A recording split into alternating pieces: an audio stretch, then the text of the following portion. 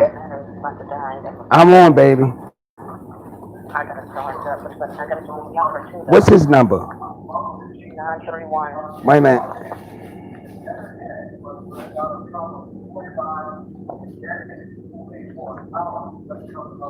Okay, 931 422. Did you have the other one?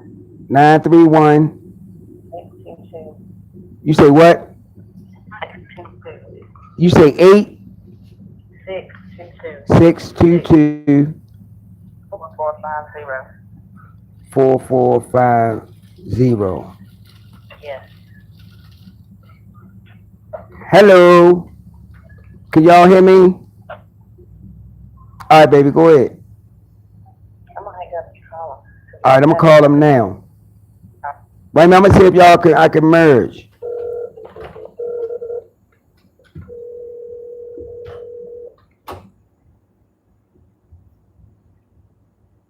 Oh, Hey, hello, B. hey, there we go. Okay, you here? J Fox, can you hear me? Can you hear me? Yeah. Okay, okay, just making sure. Just making sure. All right, I gotta get off. Let people know.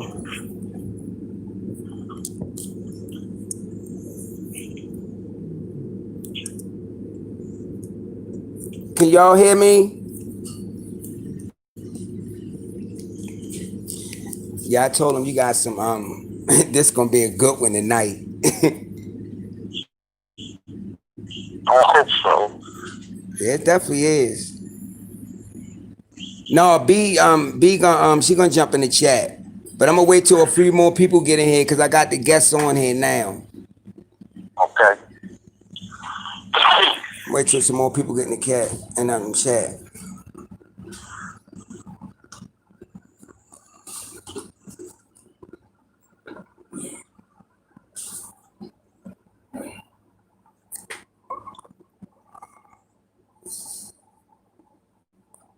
Yeah, I'm gonna wait for some more people get in here. We getting ready to start because I got the eyewitness on the phone, and like I said, yeah,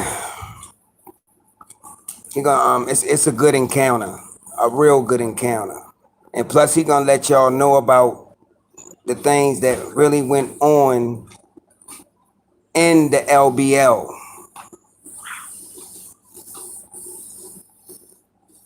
because he had his encounter a few. Well, I'm gonna let him tell y'all everything when he come on. Soon as some more people get in the chat, we're gonna start because he on the phone now.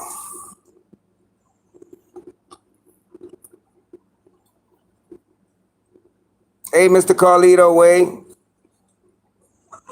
Hey, Gene. Focus up. You made it. You late.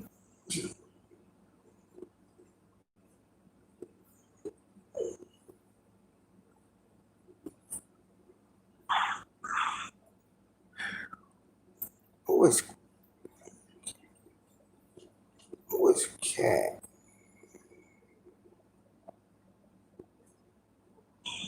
Cat G. Hello. Yeah, Vermoon, we back. Hey, B. Candy Girl was just asking about you. She was like, call B. No, Pete, this encounter happened. His encounter happened a few years after the murders in the LBL. But like I said, I'm not gonna spoil the surprise. He gonna get on here in a few minutes. He gonna tell y'all everything. Plus, he gonna tell y'all some more stuff. So, yeah, it's gonna be a good one. Let me make sure the volume is up, cause we gonna get all this. All right, thanks, Matt. Okay, this is charged. I don't need that. Let me make sure the volume is up, cause I don't want to lose none of this. This is gonna be a good encounter. And I know I was waiting for this, man. Everybody been waiting for this one.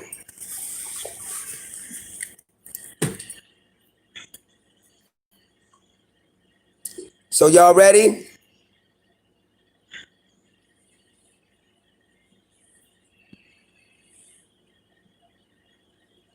Put them thumbs up if y'all ready. Come on, let them go real quick. Thumbs up, thumbs up. Put the thumbs up if y'all ready. California in the house. Hey, Cheryl. Come on, let me know y'all ready so we can start. That's what I'm talking about. That's what I'm talking about. That's what I'm talking about. The whole family ready. Are you ready, J Fox?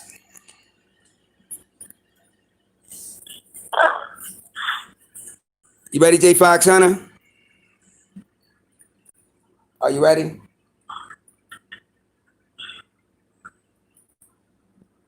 J Fox. Don't tell me I muted this.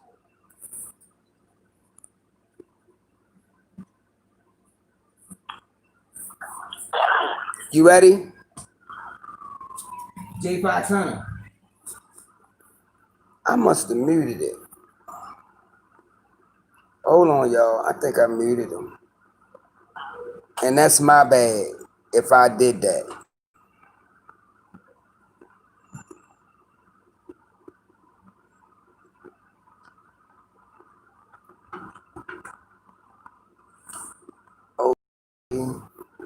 I think I muted him, y'all. Hold on. I'm coming, but I think I muted him. Let me get him back on. Man, I don't even know how to unmute the thing. You ready? J Fox. Oh man, I muted him. Wait a minute, y'all. Hold on. I muted him, and this phone is not. It is not acting right. Oh man, I muted him.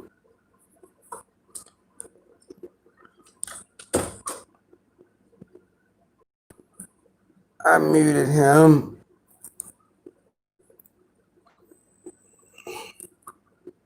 Hey B, text the number back to my other phone. Cause I muted him and I can't even find the mute button. That's sad. J Fox. Hello? Hello? I'm gonna have to hang up and call back.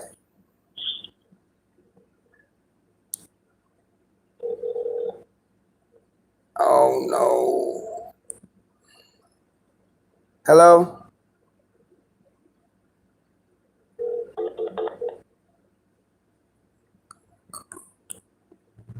Hello? This is crazy. Wait a minute, I'm coming, y'all. Wait a minute.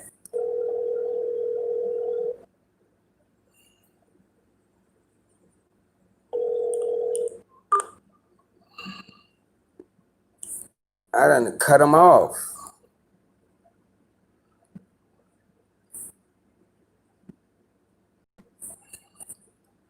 All right, I'm getting them back on the phone now, y'all. As soon as I get them on, we're gonna start. Hello? Yeah, can you hear me?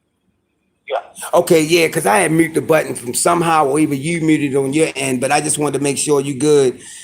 All right, y'all, I got them back on the phone. Is everybody ready now?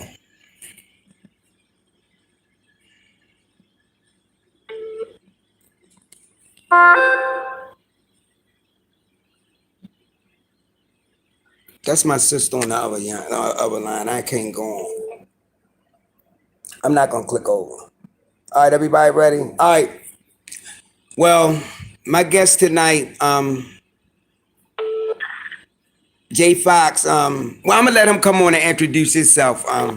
J Fox, can you come on and give a little people, get listeners, a little, let them know a little bit about yourself and where you calling from, where you had your encounter at. Okay. You can go. You can start. Sir.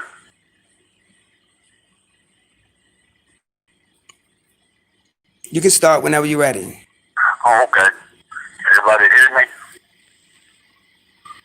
You hear me all right, Marvin? Yeah, I can hear you. I'm gonna ask them. Can y'all hear him?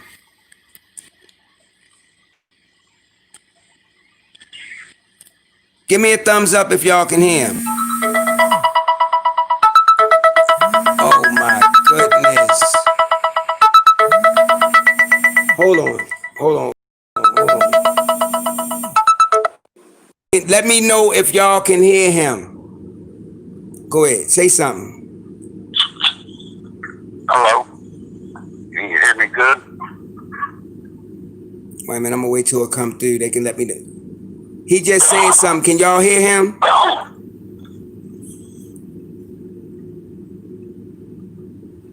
Say something again. Hello, Marvin. This is Jay Fox on it. Okay, go ahead, J Fox. Let them know your name, where you from, and what got you I guess interested in cryptids. Go ahead. Well, it started in '86, but we heard about the murders that happened in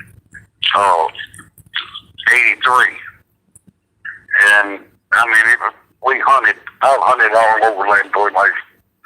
We used to go down rabbit hunt, coon hunt. We hunted Kentucky and Tennessee side. I live on the Tennessee side. It takes me about 30 minutes to go to Landboy Lake because of the speed. You have to watch your speed to towns and stuff. But like I said, we used to go and coon hunt on the Tennessee side and Kentucky and rabbit hunt and all that. But we heard about the murders. Oh boy, I know one time. We went to school together, and he told us for me to stay away from that way. But he never was that what it was, and he just said, people killed up there, and they got, you just got to hearing everything. And people, hunters, and come by, and they'd say something. And because he got talking about it, well, I said, well, when they found out what it is, it's probably a bear or something. And they said it wasn't a bear, and couldn't have been a cougar. Could have been a wolf, the way they was going up. And I said, I guarantee when they brought it to bear, I said, there ain't no monster down here. I don't know about it. I told him, there ain't no monsters wandering around. I said, how long we been hunting down here? I said, we ain't seen nothing. And in '86, we were rather hunting on Neville Bay Road. It's on the Tennessee side. We was hunting. We always hunted this. It's a body of water, backwaters from the river. Backs up this field in the wintertime. They flooded out because of duck hunters. In the spring and summer and all, it's just a sloughly like. It ain't got much water in it. But we was down there hunting. Water was up. Like I say, next to the bay over there's about a 20-acre little field. And we hunt down and we cross the road. It's a big field, a wild, grown up on field. And the dogs were running. We were running, but I never saw it.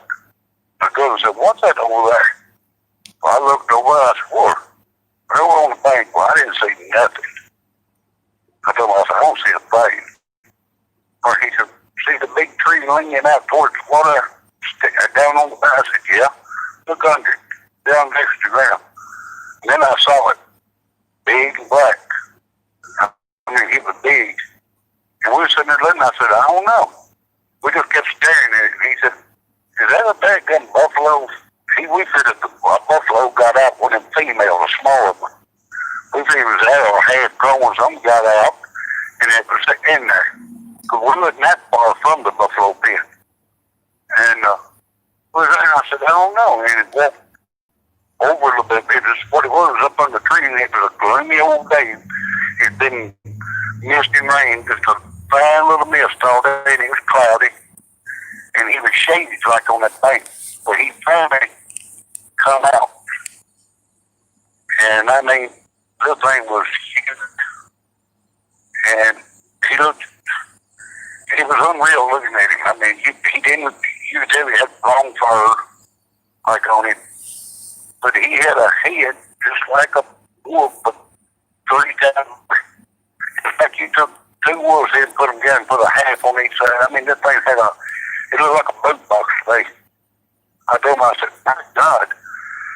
And you could see his ears. And he was sitting there and he said, what is it? I said, I have no idea. I just said, well, we kept just wondering. Man, He said, that ain't no dog. There ain't no goddamn dog. And it turns out that this thing was as big as a pony.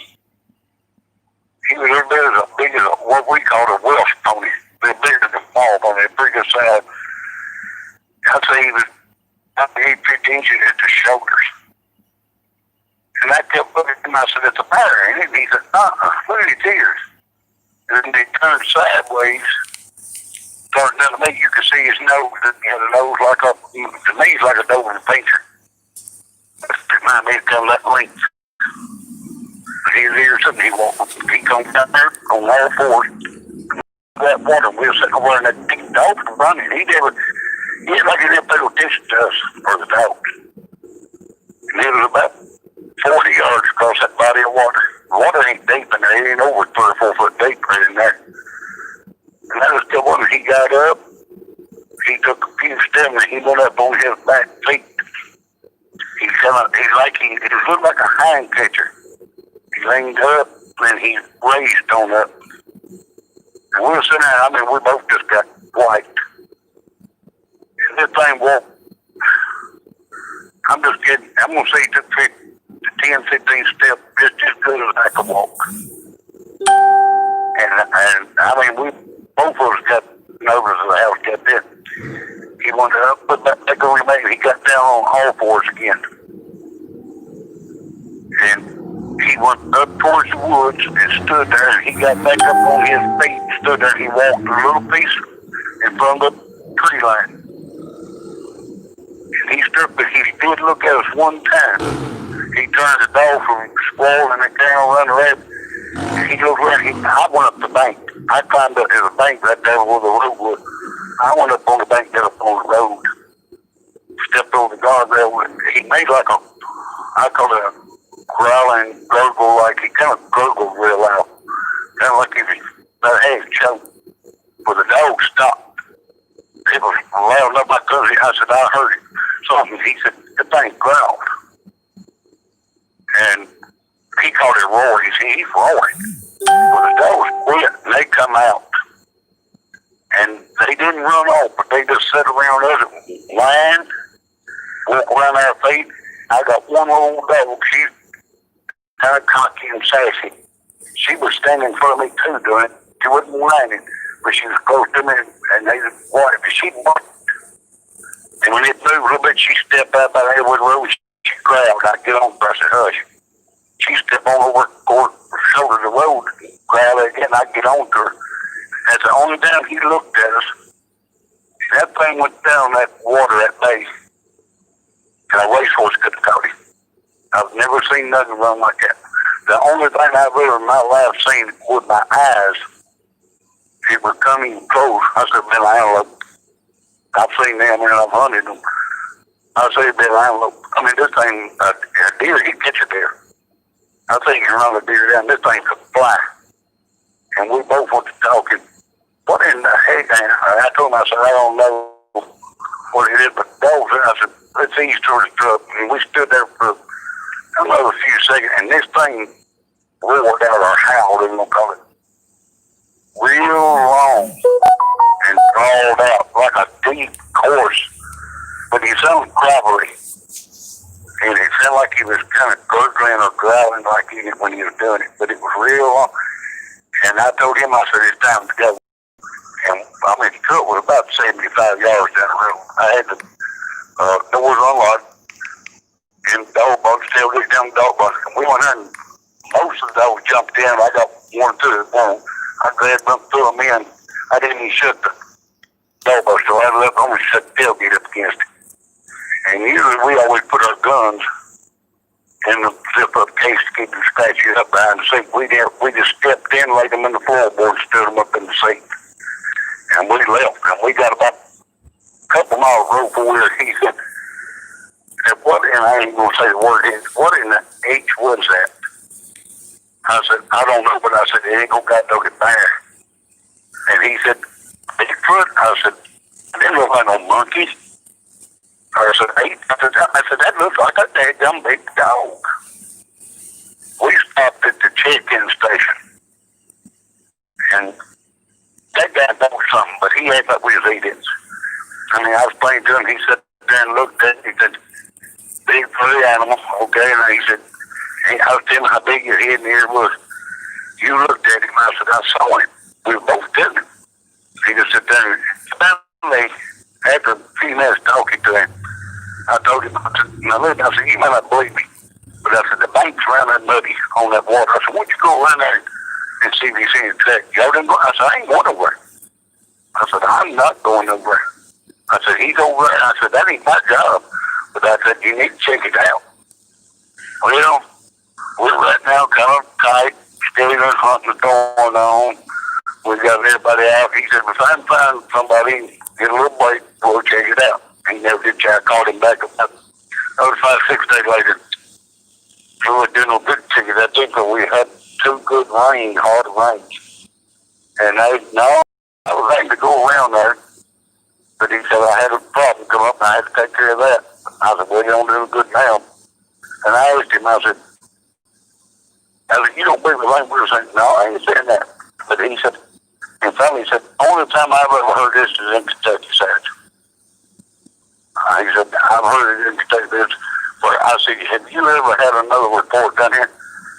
Not like this one. I've had some reports. He said, animals howling and stuff. People said they'd talk about them sound like they'd be eating and all that.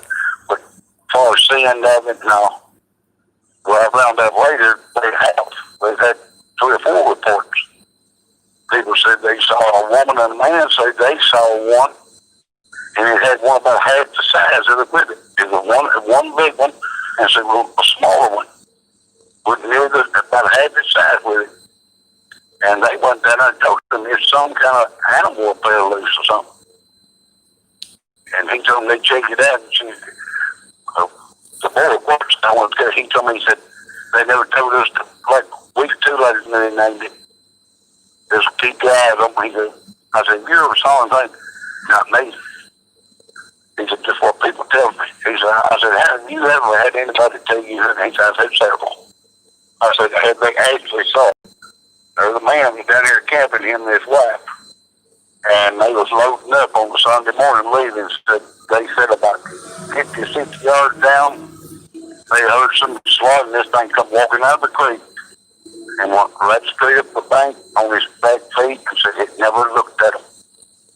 And they called the people in Clarksville. And if I say, what was the name of that again? Oh, goodness. I was going to tell y'all the name of it. He's got a good, about a 1-hour video he done on Land Queen Lake. I'll thank good to me to pop my mind. But they went down there to the same area and camped out one night. And he's got a live video. You were to hear the racket, whatever this was.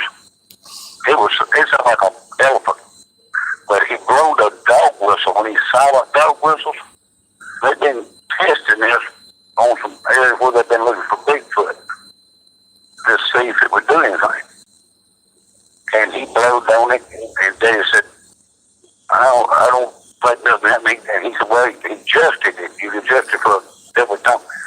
He said, I right back blew it as hard as I can. He said, about, he said, a minute or 2 or 3 minutes, something like that. He said, listen to the video, and I've never heard such a crashing. If that was a deer, he'd leave a cry still. I mean, this thing, you ain't never heard such popping limbs. And that they backed off. I mean, it's supposed to be pretty brave, them 2 boys are, hunting this stuff at night. They went backing up. And he said that you could hear them talking, they know, but I've never heard such racket going through the breaking limbs stuff. And they're going to go back and do some more, but he's made a video on all of it. But there was another death. I told you about campers one time. There was a woman and man, and the game warden saw them. That happened in 79. That was 4 of these murders. But he heard, he was fishing. That's what he was. He was Department of Game Service. And his job was to keep the lake stocked and all that fish for sportsmen. And that's what he done. He worked 20, I think he said 20 years for him. And They checked everything out about him, and he was legit about everything working all he done. And he was dying. They told him they done a test on him, and there's nothing else they could do. He was in the last stages, and he got saved. And he said it just felt like he needed to open his mouth up and say, "I'm making." He said, "I've kept this silent since '79," and they asked him why, and he said, "Well, you didn't tell it." He said, "They do things to you." He said, "Just shut you up." And he said, "No, you didn't dare do that." He said, "I checked on it, kept up with the newspaper, talked to some of the other everyone. Y'all heard anything happening?" No, nobody said nothing. But he said he seen it. He was out there fishing one morning. And he said it was fog, and he got over close to the bank case for a boat come up there. He was in a aluminum boat, and he said there's a big boat coming through, and he didn't get hit. So he said, "I saw the tent." And he told him they brought the horse with him. He said, "I saw it over at the edge of the woods." And vehicles over, and he said, "The tent." He said, "I thought they brought the horse down a trail ride." And he said, "I was watching." He said, they come walking out of the tent because of a young boy, like he was in their 20 something. Excuse me. And he said, he looked over and he said, "This thing got to walk towards him on all fours." And he said, then I noticed it wasn't a horse. And he said, this thing stood up on his back feet. He said, I was hollering at him. I was screaming, pointing at them. He said, they was looking at me. He said, I don't think they thought I was drunk or crazy or what, but he said, I was hollering as loud as I screamed at them. And he said, they just watching me. And he said, their thing attacked them two people. And he said, he tore these two people to shreds. And it put him, he went into shock. And when he come to, I forgot how far he drifted down the river. He done drifted down to hit a bank or something there and stopped when he come back to. And he's bothered him that he said, I done urined all over myself. And he said, now how long I sat there, I don't know. But he said, I just went into shock. He said, I couldn't believe it. The road, he brought it up, and even Jody Cook even checked it out. The road that went into where these two was at had been blocked too. They went in there and took a dozer and something, pushed up a pile of dirt and take Bigfoot to get over of the truck to stop you from getting down in there. Only way you get down there is walking. And they done the same thing to this park where the couple family was killed. It's got a gate over it. You park it up there at the gate or the graveyard. But the only way you get down through there is have to walk it. They got a steel gate over it. But the family was killed. And I remember the boy told me, look there, he said, Jimmy, he said, I didn't get to do nothing with them. But he said, they called us in, and I stood at the road, stopping people coming in, turn them away. He said, the only ones that come to there, he said, I had to call down, tell them so-and-so was here, the corner or whatever, and they'd let him go. But he said, this residence, I was turning them away. Because he said, he done got out places, some people were dead, all that. But he said, I had to go down there when I first got there to get my orders. And he said, they was laying there, they had them covered in sheets. He said, he said, when he was talking to me, he said, I was standing probably 30 foot from him. He said, I just glanced around. He said, the sheets are there. He could see spots on them where blood was coming through. Or the sheets. And he said, the inside, the floors on that RV, he said, it looked like it was there painted with blood. He said, that place was torn all to me. The door was hanging on one hinge. It lifted the door up all. And he said, there was something laying over there. He said, smaller with a sheet laying on it. He said, I was looking at it. And he said, first thing popped in, he said, what's that? He said, they bring their little dog with them or something. He said, what? He said, that over there. And he said, no, that's his arm. He ripped his arm off. And he said, that's what that is. And that's where they're supposed to found the wad of fur in that man's hand. And I was watching Jan Jones today, excuse me. The woman wrote the story about it, told about the old and Jan Thompson. She said that when they took the autopsy of it, running had DNA done, it come back as a lupus or something like that. It's supposed to be like a wolf that was back in the prehistoric times. And it was way bigger than what anything we got. I one of them said, Simon boss told me, said, you don't need to know that, so you can't do nothing about it anyway. But he said that they took it in the body. He said, I said, where? He said, I don't know. He said, you can't find nothing like that. He said, I don't know where it's from or nothing. I said, well, what's the rumor about the cologne? I said, some of them said well, some of them said wasn't. Well, somebody had to see something or report to know that in. They're saying that they both had some pretty heavy cologne on. And back then, the king cologne had musk in it. And they wondered if that's what the animal could have. But the tree down there, he was telling me, he said the kid was in a fork of the tree, the girl. The little girl was there. He said she was probably 35 foot up in that fork when they found her. He said she was like 60 or 70% of her was eaten. And hanging there. And I remember they said when they took her down, one of the cops made her because she still had her little yellow socks on. And because they thought maybe they had a survivor. Because they found the man, the boy made it to the door, they found him. And the woman, they said he just tore her to tree. They said she must have put up a fight because they said her fingers were wore down to her nubs nearly. She must have put up a fight. But the girl, they think, went into the bedroom and locked the door because the door was busted down, but it was still locked.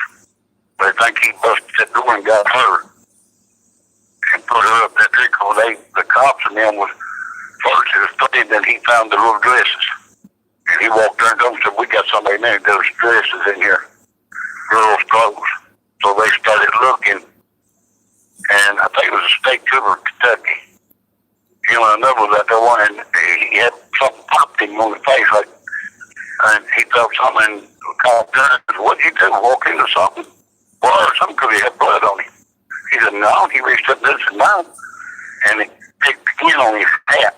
He had one of them round hats like they were. It popped him in. He looked up, and as he saw her, they said that one cop at the end of it, it was clear. He never did go back. They said he traumatized him when he seen that, and they took her down, so he just put him in a shop. He's supposed to still live somewhere around, but they say he won't talk to you. He just messed him up, they said, big time. But he said it. He told me, I said, well, I've heard everything. They claimed they killed it. If they did, they done it when I wasn't there. He said, I don't see how they could do all that no longer ago. He said, I was there all night that night. He said, they called us up there, and he said, I stood guard the road all night. I didn't see no bunch of soldiers come in. I didn't see no duty truck. I didn't see them haul nothing out and put it there. But me and him was talking. He said, Jimmy, he said, I'm going to tell you something. He said, they claim the people they killed it, drug it out of the woods, and I've heard that. A deuce and a half. And drug it out with a wing, it was so big, and it was like 15, 16, 17 foot long or something. And he said, listen. He said, I've even heard it was 12 foot tall. He said, these RVs, he said, the doors on them is only 26 inches wide. He said, either 70 or 72 inches tall. He said, 12-foot animal wouldn't get in there. A 16, 18-foot animal, like a dump 15 foot, he said he couldn't get in there to whip them.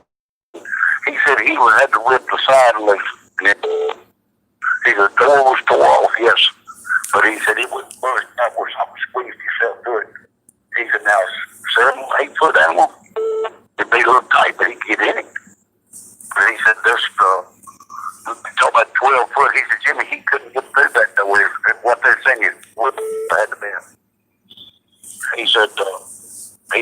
in He's and they still do. He's either going to be 26 so it'd be 26 or 72, something like that. He said they're small. And he said he would have had to burst the sides out to get in as big as that was. He said, you look at me. He said, I'm 6'3". And he said, I'm 270 pounds. He said, I feel the door up. He said, you think of something being 12 foot tall or 15? He said, He said, I said, what is it about? Don't know what it is. They don't know what it is, Jimmy. They don't know. He said, they've never said one. He said, they just know they got a problem. They did. He said, they know that, but they don't. He said, they've never said, nobody does. Watch for this, look for that, nothing. And he said, you ask about it, they let you know. He said, you don't want to ask much about it. If you do, you'll be called in there and they'll tell you. You either hush about it or you can go home. He said, I said, did y'all have to sign a waiver of keep your mouth shut? He signed one. He looked at me, he said, I know you ain't going to say nothing. He kind of got said, no. But he wouldn't tell me names, certain names. It worked on the case. He wouldn't do that. He just tell me, he said, well, all I can tell you is there was no big army crew come here from Fort Campbell and crossed the river, and they humped this thing and they killed it. If they did, it was between 8 o'clock the next morning I left. I was gone 4 hours and I was back. If they did, they done it in that length of time when I was gone. But he said, when I got it, nobody said a word about it. And they come up there and told us we'd leave. The other bunch was taking it over and we were starting. And he said, I did have my boss a little bit later about it. He told me, he said, you don't need to know. You need nothing you can do about it. He said, well, I just thought you might have heard something there. And he said, no. He said, listen, we're through. We ain't got to do it. We're through with it. And he said, that's at the end of that. But I was watching the video day. They're saying it could be up to 9 people that been. I mean, that's just talk now. Don't guarantee like this one. Up to 9 could have died. He'd been killed because there's the family of 4. The game warden saw the 2 that got killed in 79. And I don't remember what the date was where the bow hunter they claimed come up missing. Now, Jody Cook says it was brutal on that. They said that guy died. When you was talking about Foster, the bow hunter, because I had lost connection. So can you okay. You can go ahead. They said the bow hunter, they found it. They had said he'd been eating on. Coonbow, I heard him talk about it and some other. And Jody Cook says that was bull. He did die, but he said the test showed he had, I think he had a heart attack. Cardiacally, I think he had a heart attack. But they said they're covering that. Rake Coonbow told they covering it up. But he was called killed because they said that the coroner said whatever he eat on him was the same teeth mark and width and all that because the family of 4 was murdered. And but his wife, the man's wife had died. His wife thinks, neither one of them, she thinks that he was accidentally shot by a bow hunter and killed. And laying between us trying to cover it up. And so I don't know which one's wrong. And I've heard Coonbow tell it, and this guy tell it today. But I listened to it. Same thing, but then it was 2 other bow hunters. I've heard Coonbow talk about this and did today I listened to. I looked hard for him, his daddy. They said that the 2 bow hunters, the camp was tore up. One guy was at the steering wheel of the truck, and he was torn all the pieces, I think. It's the way he thought he broke him all the pieces. And the other one was killed, and they said drove away, and they found him 1.5 miles away from her. And if that's right, that'd be 9. Now, Jan Thompson said her, and I think she was at her grandmother. I think she said grandmother, but I believe she was at Lamb Green Lake living there then, maybe. Her grandmother, no, but they said that she looked, and her dog was dragging. It was her brother or cousin or something on a bicycle. And she said he come out of them woods like a bullet on his face. She said, there's a hump there. And said, I thought if he don't slow down, he's going to go airborne and kill himself. She said he shot over that, held up, kept down, said he hollered us, get in the house, get in the house. And she said, this thing come out. And she said, I've never in my life seen nothing like it. And my life, she said, it looked like a monster.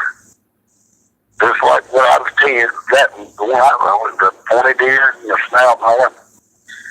She called it a werewolf. She said it was a werewolf. It looked like a big double. It was a werewolf. The rest of them went to the house, they got butcher knives. And they went in the bed, that bedroom, shut the door and locked it. And got up under the bed. Well, they sat there so long that they were scared to death and they heard their grandmother blowing the horn. And that was a sign for them to come out there to help her get groceries in. She said, we never climbed down under that bed. We never wanted her to come in, so we never helped her get a thing in. And finally she seen what was going in the window. Well, this thing broke a window in one of the other bedrooms.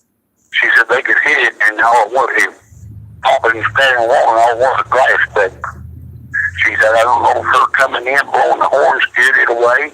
She didn't see it or what, but she said that she made him get out under the bed, took the knife away from him, made him get out there and was talking to him. And they told her what they'd say. So she didn't take the knife, she just looked at him. But said the next day her grandpa went off down the woods, looked around, and he come back and told him, said, live here, you kids stay out of the woods.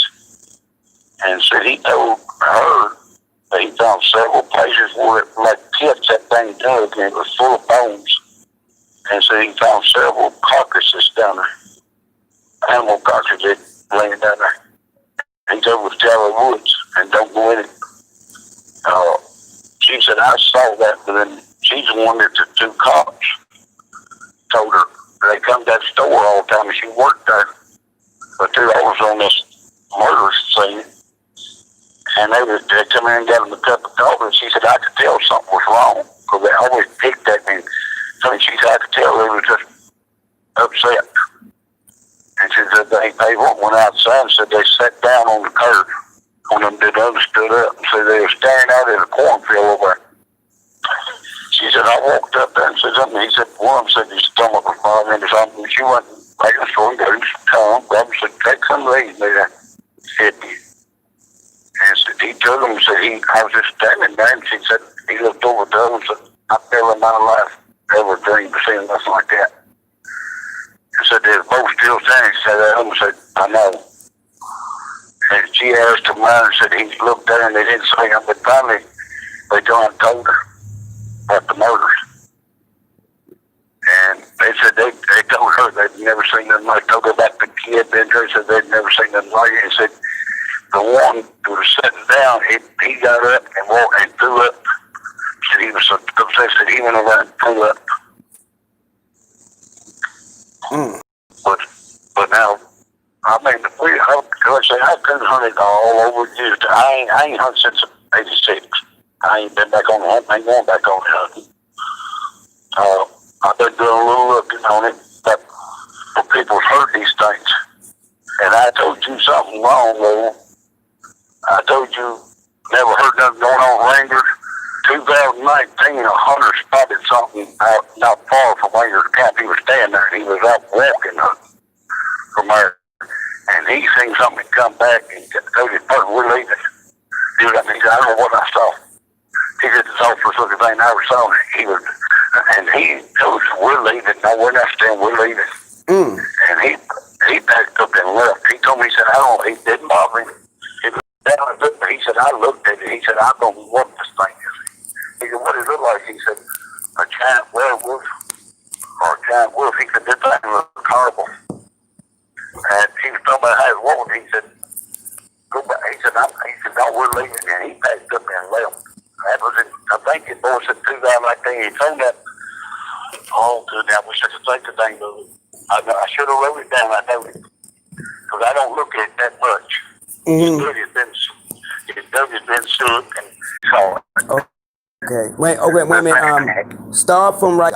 Sorry about that. Y'all. I know it cut off again. I don't know what's wrong with the service and everything. I truly apologize. Oh, that's all right. Don't worry about that. You're right. I just can't wait until I get everything I need, so I won't have to go through this. But one question I wanted to. Internet's not the greatest either down here. I tell everybody to do one step above the Indians down here on ours. Okay. Our internet. Right. Sorry too sometimes. I wanted to I was gonna ask him a question. He said that now y'all remember we was gonna do a trip to the LBL and we was going to go to Wrangler.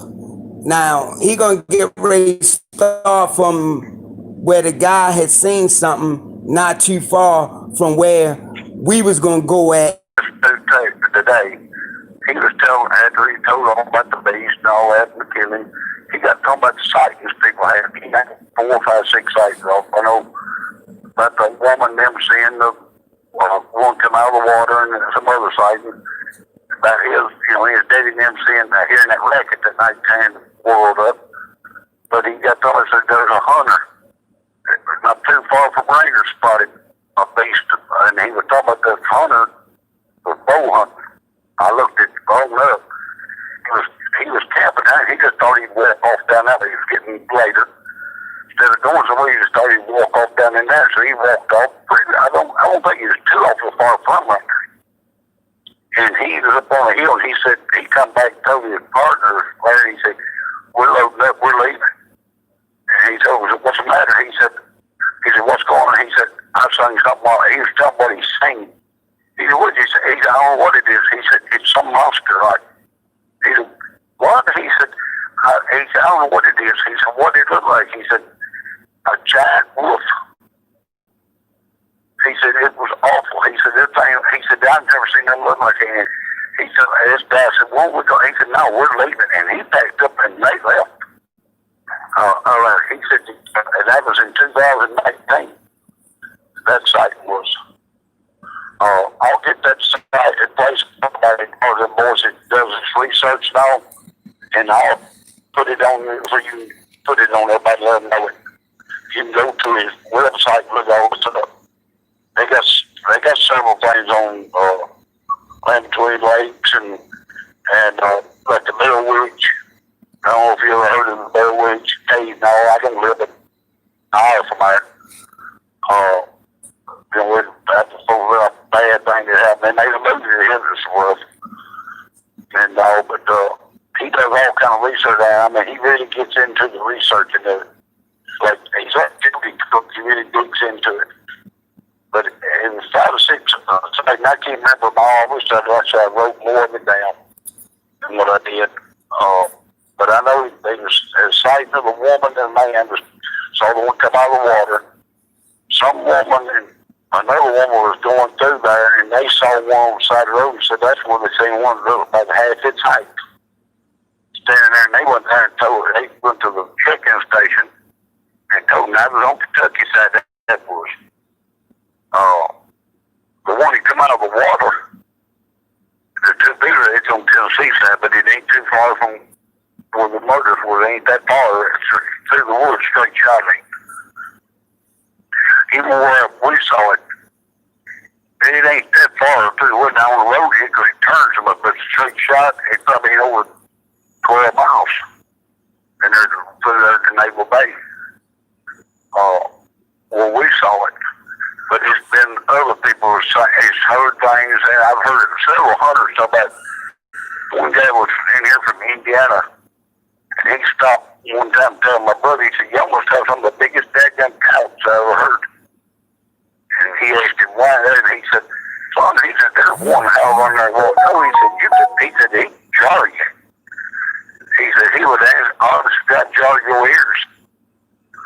But now that one is held when we were there, or seen on the bay. The fight me in my life. That frightened me. I've been scared, but I ain't never been frightened. That makes me tremble. I've never had that to happen to me. I never had before or after. Nothing that scared me bad enough to tremble. and that did. I mean, I don't want to. I told them I said I wouldn't go back. I had a cannon. I said I'm not going through the woods. And I mean, I bought a gun, a rifle, just in case something like that was ever around here. I bought me a 338 Ultimate. I wanted something like knock the elephant down. And I ain't never used it, but I mean, I was hoping sometime I'd go mow something I didn't. But I mean, it's big enough. If you should hit him and hit him right, it'll put him down. But I don't want to see him to find out. But I mean, it's something. And I'm like the man, the guy that done it. He wouldn't come out and say what it was. I mean, I don't know what. I never heard of a dog man. I heard Bigfoot. I've heard that a lot, but I never heard of a dog man. And then when I got to hearing things, I got to checking in. I got like on TV. Good morning, I got to see what dog man was. And my cousin, let's say he passed away about 3 years ago. And I'm like him. It looks like what we saw. With the ears, the hair, and he seen the tushes, I call them. I guess you call them canine teeth. So I didn't see them. Because I was climbing up the bank. He said, that thing done. He said, it looked like a wild hog looking at it. You can see the teeth. Right. He said, it's tushy, but he said he seen either fingers or the longest claws he ever saw in his life. He said they were 3 or 4 inches long. He said, I could see, I never looked at, I looked up down it, but I was watching his head and shoulders. I just kept my eyes on his head because I thought if he starts this way, I'm leaving. Right. I wouldn't aim to leave. And when he went down that bay, he could have come across there and called us. I mean, 75 yards, I believe he could have called us. All he had to do is run 40 yards up the bay a little further, 20 yards over, he's in the road. As fast as that thing runs, I believe he called us before we got in trouble. I've never seen that run like that. He did have a tail. He had a tail. But I've never seen nothing like it. I mean, I still today, it's hard to believe something like that's out there. Right. But I mean, I used to say people, I tell them, you're crazy.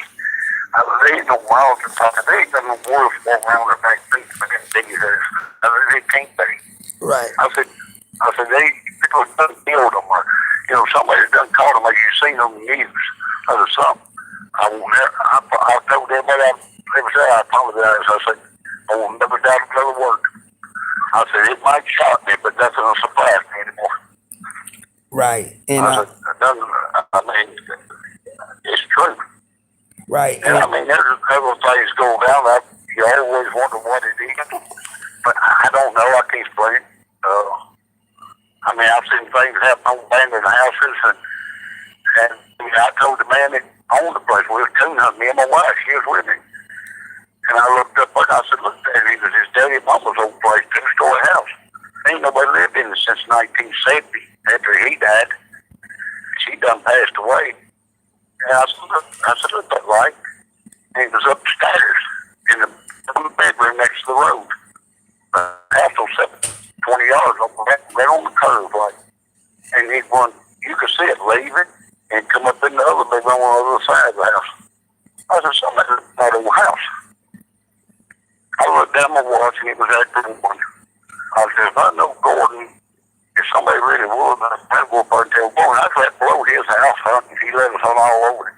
I wasn't 200 yards down from his house. And he went through there and my wife saw it. And we was trying to say it's the moon.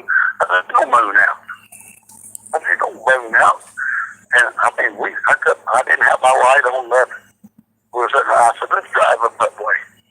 My dogs was up that way. They come on in, and I said, let's drive up the way. We drove up by there. I turned around and the little driveway screwed up. And we saw a car behind it or nothing. I wouldn't say somebody pulled in behind it. He's left everything just like it was in the day. The furniture ain't been moved or nothing. The whole house is sitting there with falling down fixed to go along.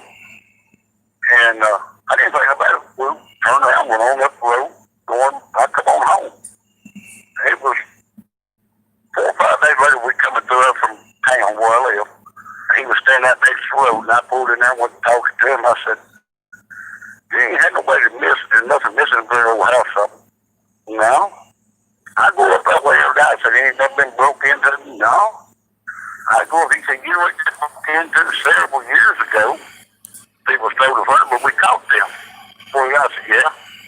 He said, I put a lock on it, and I go by it all the time, make sure there ain't nobody broke the locks. I was telling about the light.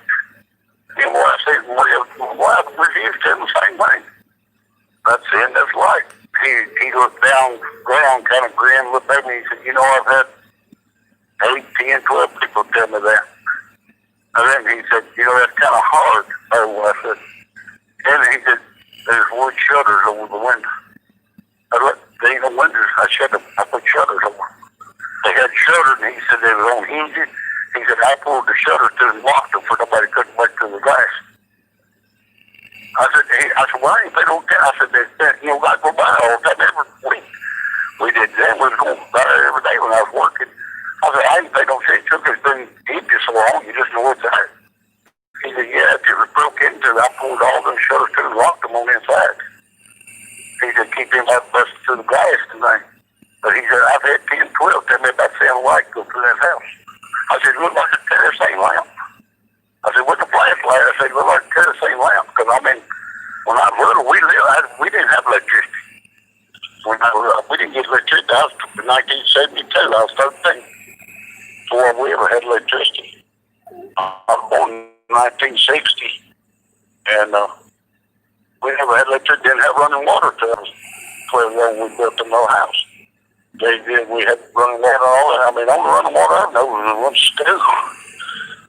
But, I mean, we saw that just at one day, but he told me, he said, I've had 10, 12 people tell me about that, seeing lights. And then he said, there ain't no windows in it. He said, the door, he said, I put plywood over the door on the inside and nailed it to the wall.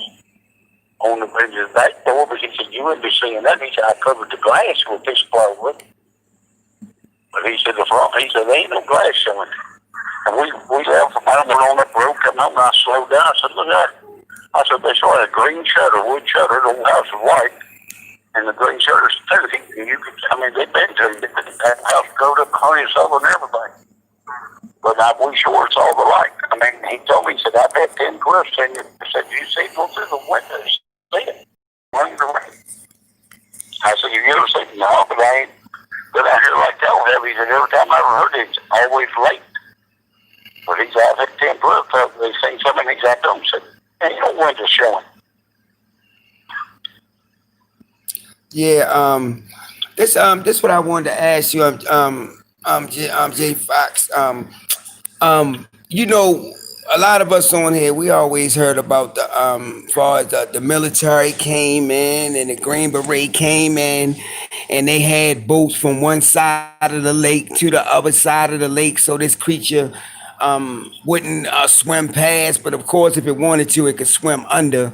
And they went over there and they found it down in the holler because, like I said, I heard Combo's story, and he did say that they did find one and they killed it and they used a deuce and a quarter, you know. But I just thought it was interesting when you came on here tonight, and you know, a lot of that stuff didn't happen. The same thing I listened to today, boy. It's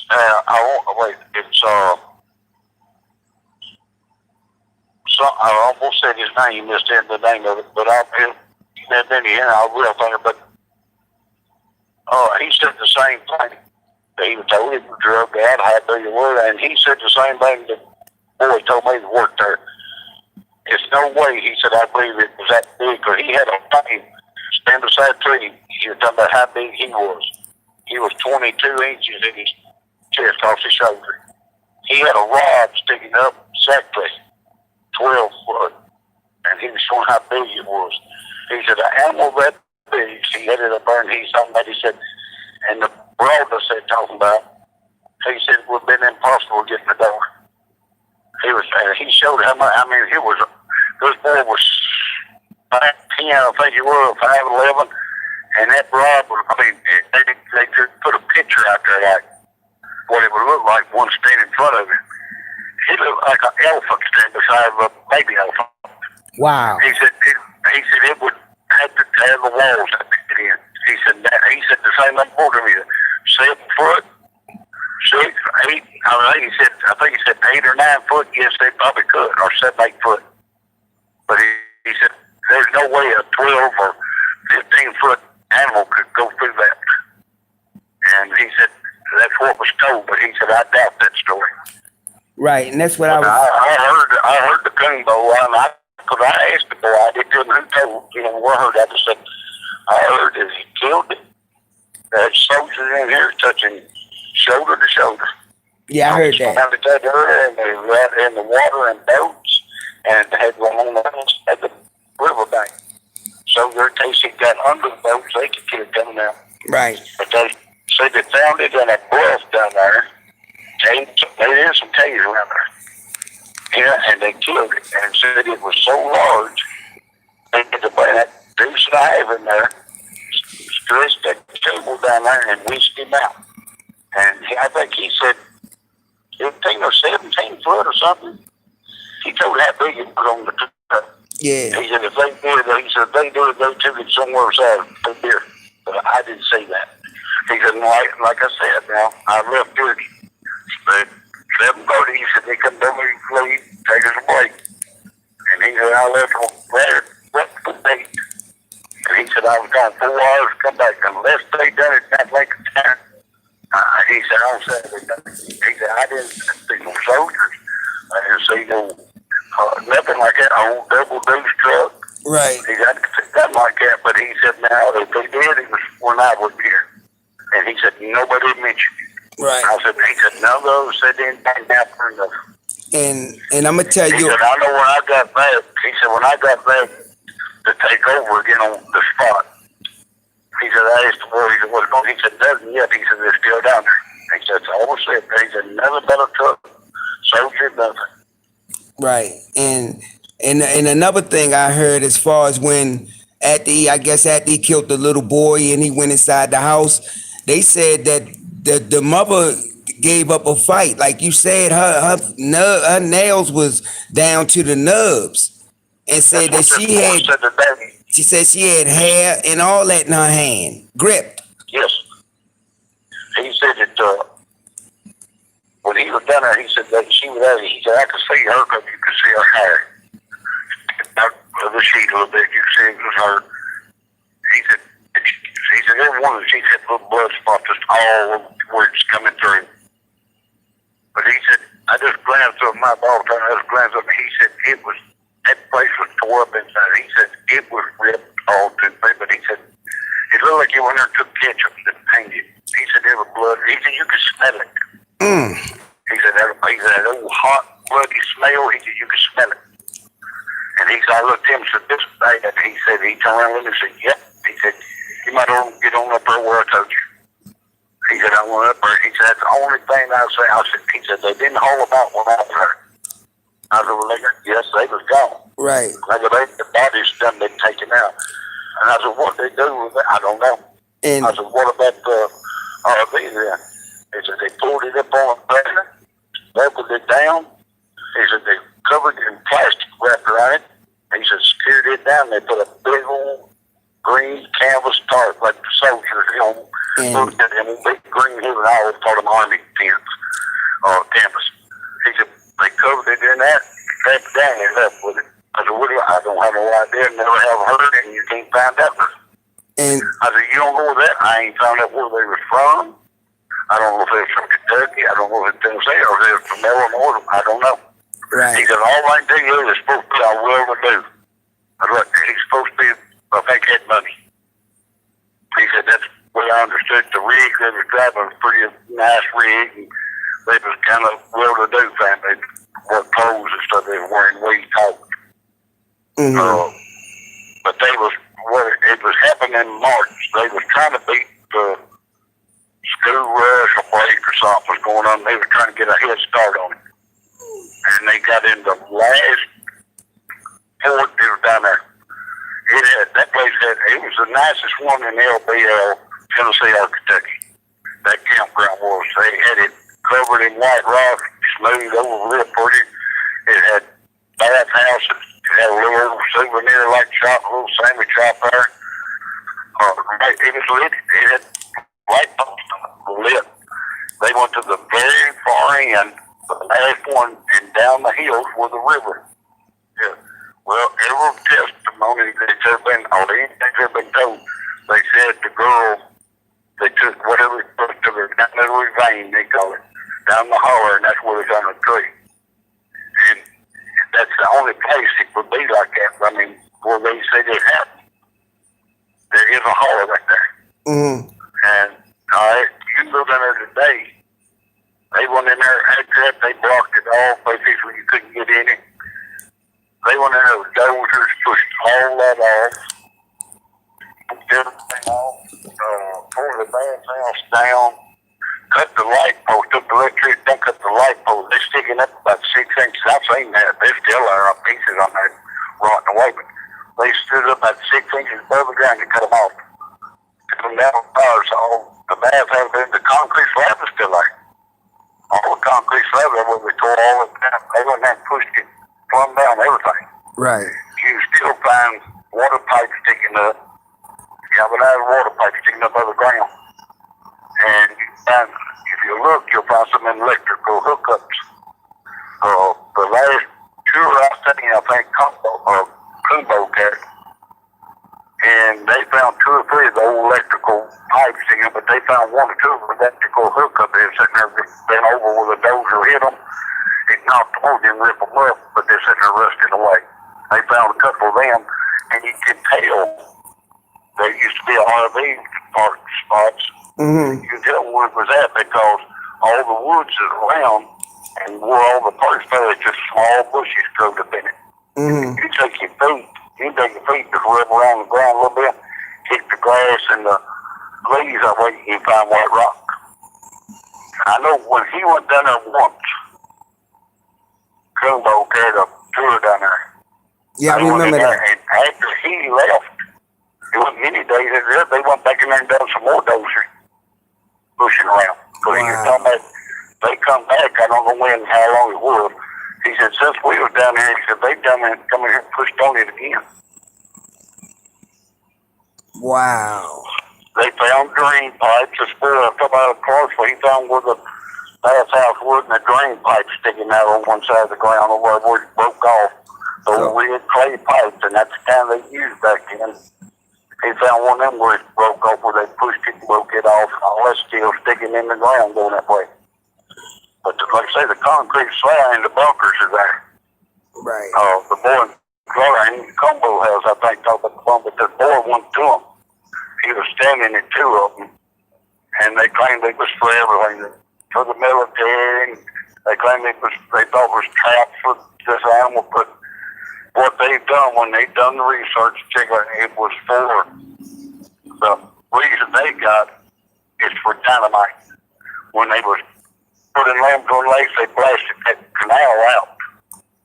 And where they done work on the roads and stuff like that, they used them to put dynamite and knock them up to keep people from getting in it. Mm-hmm. That's what they say in the bunkers, because some of them ain't got a door to them. Right. The ones he was in had doors, but they got some there, you ain't no way to get them. At one time they told me it was for in case people was out and got in a storm or something, they could get in it. And Jody Cook asked him, said, well, how you going to get in it? There ain't no doors on there, windows or nothing. Just a concrete wall down a box sitting down in a hole. You know, and that too, research it was for dynamite to put the explosives and stuff out of the reach of anybody. Because that canal was blasted in there. And put in there. Alive today, it was on there young. They still call it that between the river, but after they dug that canal through there, where Barkley is, they call it land between the lakes now. Right. So let me ask you this: do you think they bulldozed it and got rid of all that because of the murders? Do run out. Say it again, sir. Do you think that they got rid of that area because of the murders and what happened? Yes, I do. Yes, I do. It's nice. It's what everybody told me. They said it was the nicest. It's the only one that had bath houses and all that. None of the others had them. They had the rest of them were just gravel spots you could pull in, but they didn't have hookups like that. They didn't have water hooked up, electric hooked up. It had, like, hey, the bathhouse. They had a little souvenir shop there. None of the others had nothing like that. They had to come out. That was one of the nicest, and they said it was on LBO property on Tennessee at Park, Kentucky, and it never reopened. They got a steel gate. You see it there with the gray rugs on your left, coming from my way from Tennessee side, and they got a steel gate. Got it locked where you can't go down it. Now you can walk down, Cocoon and them goes down, they walk down there. And I think there's another way you can come in from around the road, come in a back way, but I don't know where it's at. I might if I seen it, like that, honey, I don't know where he's talking about. He just said you can go down the road and come in the back way, but he carried a juror on it. I watched it, but unless they open the gate and let him in, I don't see that, because if you down there tell them that you're doing that, they don't want you there. Right. I mean, Jody Cook said that they were real screwed like with him. He said they tried to tell him that it was his and it wasn't and all that there, but he said that one asked him, said, "Are you down here to bring the news to film all this?" The little guy cleaning it up, like moving, cleaning the trash can. And he said, "No." He just looked at him. He said, "No, we're just trying to find out some things." He just looked at him. But he said they act so weird. And they claim this. Now, Jody Cook talked about it. Kumbo talked, and I heard some other talk. They say you don't want to go to Grand Rivers and talk about it a lot. Ask questions. Right. And they said, like, if you stand in a motel, they say you don't want to talk much about it, because they said, I ain't looked none of this up. The people have disappeared. oh yeah, and I believe that, because a lot of times law enforcement. Go ahead. They say they had that vampire hotel down there in California. From California, Hotel California down there. Called it. It's jumping out. It ain't nothing out of it anymore. Just a empty barbell falling down. They claim Satan worshiping and stuff went on in there, and voodoo and stuff. They claim there's some bad stuff going on in there. But several said you don't go there with Jody Cook. We've been told you don't go to town and talk much about it and ask questions. That actually people have disappeared. And he talked about he went out of a store, and he just sat down and he said, "I was getting stuff." He said, "I said something about where's the podcast where these people supposed to get family got murdered." And said there's two girls were in there, and said one of them said, "I don't know what you're talking about. I ain't never heard such a crap." And he said it was like the next day he was in there. He said he just went home and said you could tell they didn't. He said, "I mean, they pushed it all quick." He said next day I was in there, and he said I was putting gas. I think he said he was putting gas in there, and the girl coming out was cleaning something, putting a bag in her trash can, but she walked up to him, was doing something, and said she told me she wasn't trying to be ugly with him. She said, "We've been told not to talk about this." Mm-hmm. She said, "I didn't want to be." She said, "I don't want you to think I'm being smart with you and ugly," but she said, we've been told not to discuss this with nobody. That's yeah, I want to kill him. I think they're covering up. The park ranger, that's the reason he's giving testimony. He said he doesn't have the hat, man. He covered up. Even after he got saved. And he felt so guilty. But I need to tell us and let people know for God to really forgive me for everything. Because he said, I was lying all this time, but keeping this silent. Right. And he said, it's time for the family to know. He said, their family don't know what happened to their loved ones. They need to know. Yeah, and that's and he said, maybe Jody Cook even said, you've been doubted. He said, I don't give a damn what the people think. I tell you what I know. I ain't tell you what. He said it reminded him of a hyena in the face than I did. But he was talking about how big it was. He said it ripped these people apart. He said, I never saw nothing in the paper about it. He said, I never heard no. He said, I didn't even talk to Randy. I didn't go up and ask him. He said, have you heard anything happening down here? Well, I heard something bad down here in a Rake or somebody got hurt. No. That's probably just people talking. He said, I never heard nobody comment on it. But he said, I know what I saw. And he said, I wouldn't lie about it now for no reason. And Joe took him to get a DVD you buy. And it's supposed to have, I don't know how long it is, pretty long, but it's got Jan Thompson's whole interview with her, this guy's whole interview, and other than that, I mean, it's pretty good. But he told me now, he said this, I watched him last night.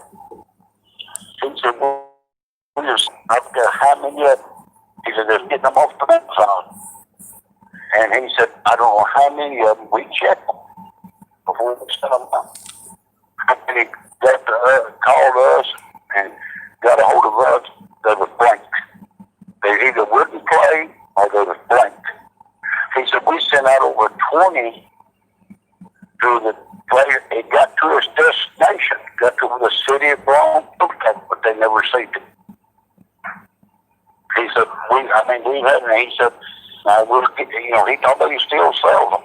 Or if you get it now, I don't know. He said, but he said, some of them have, some of them got it. They tried, but he said, some of them had sent to them, they called me. He said, they put it in, it won't play, there's nothing on it. And he said, we checked every one of them to make sure that they work. They don't record it. And he said, I think he said it was 20. Yeah, he said, they went to the destination. We sent them to the post office. We had tracking on them. We couldn't have went to the post office, but the people who had lived there never got them. He said, you tell me what's going on. He said he knows he's been monitored. He knows he is. Right. So he was talking about doing his license plate that way. He said, I always talk about his life. He always gets some good money. He said, I got pulled over. He said, somebody had tore the tags, the sticker tag off his truck. He said, and I got pulled over, me and my wife both did in that week. Over was fine, I think he said $118 a piece, something like that, for not filling about no license. I think it's 2018. No right? He said, yeah, he did. He said, I don't have to pay him for whatever it was, several months. He said, I still had to pay that fine. And he said, I had paperwork in my glove book somewhere about it. And he said, when I went to court, we ain't got you on computer. I don't know. He said, we checked that, you ain't on computer nowhere. And he still had to pay that fine. He said, instead of getting a lawyer, cost me on the way, he said, I'm going to pay it. But he said, they mess with him all the time. Wow. And you know what? I can believe that. I can believe that because, That's why I don't put my name out like that. I know the boy works there. He ain't going to say nothing about me. I know that. I trust him much as I do anybody. I ain't going to lie to nobody. I don't care. I ain't going to lie about it. I just ain't going to do it. Right. I might be a little fan of my bull crapper, but I carry on, big girl, but I don't lie about things. I've never had, that's where I was raised. My daddy always said, you might laugh, but they'll come back around to you. Right. And he's telling the truth, because it happened to me like a kid, and I learned from that. And today, I don't know what to tell you this. I know it's scary. And going down there, people talk about, I wouldn't go down and bumble around in the woods as much as I used to come hunt them by me, but I wouldn't go down now and bumble around in the woods. Ain't no way. Because I'm going to do. Good thing is a giant. And it's going to take a lot to take something like that and see that hold at the end of it. This ain't going to be good. And I ain't going to bumble around in the woods looking for something like that.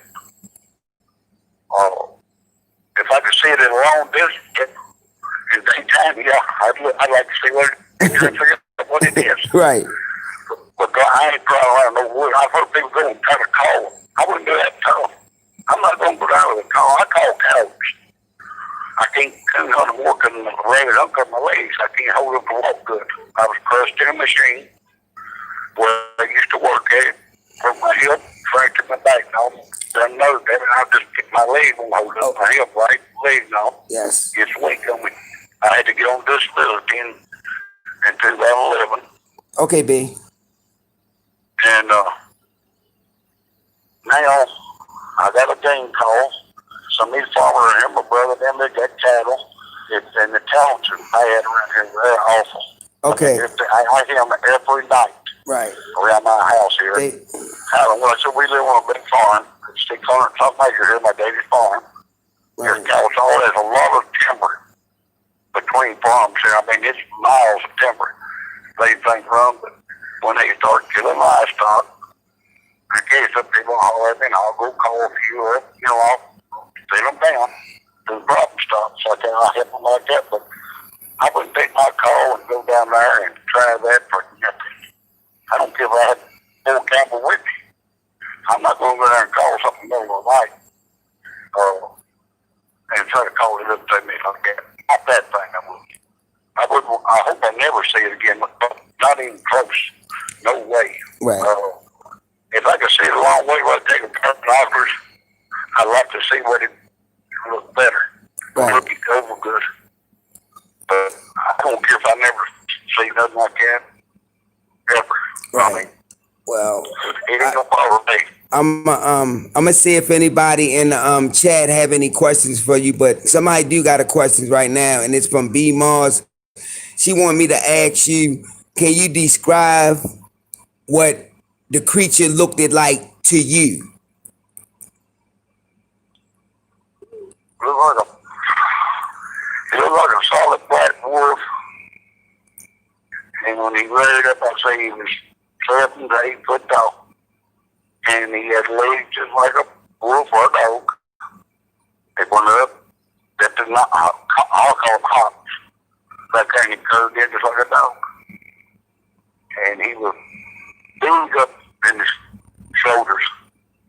That's why we thought it was buffalo. He was so big up in his shoulders and arms. He had big arms. I couldn't tell if he was muscular like I've heard. And, wrap up. He was too far away.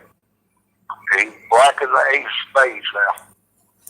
And, I mean, this thing was huge. His head, it was like you took two. I got a wolf hanging on the wall. I peeled back and made it into a rug.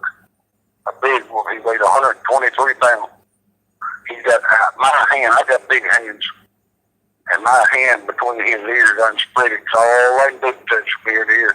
He's got his head way wider than any dog I've ever owned. He had a head. Good thing had a head bigger than a sight but not. The boy was with me because he said, that thing got a head on big yellow bull. If I had to guess, 14, 15 inches is the top.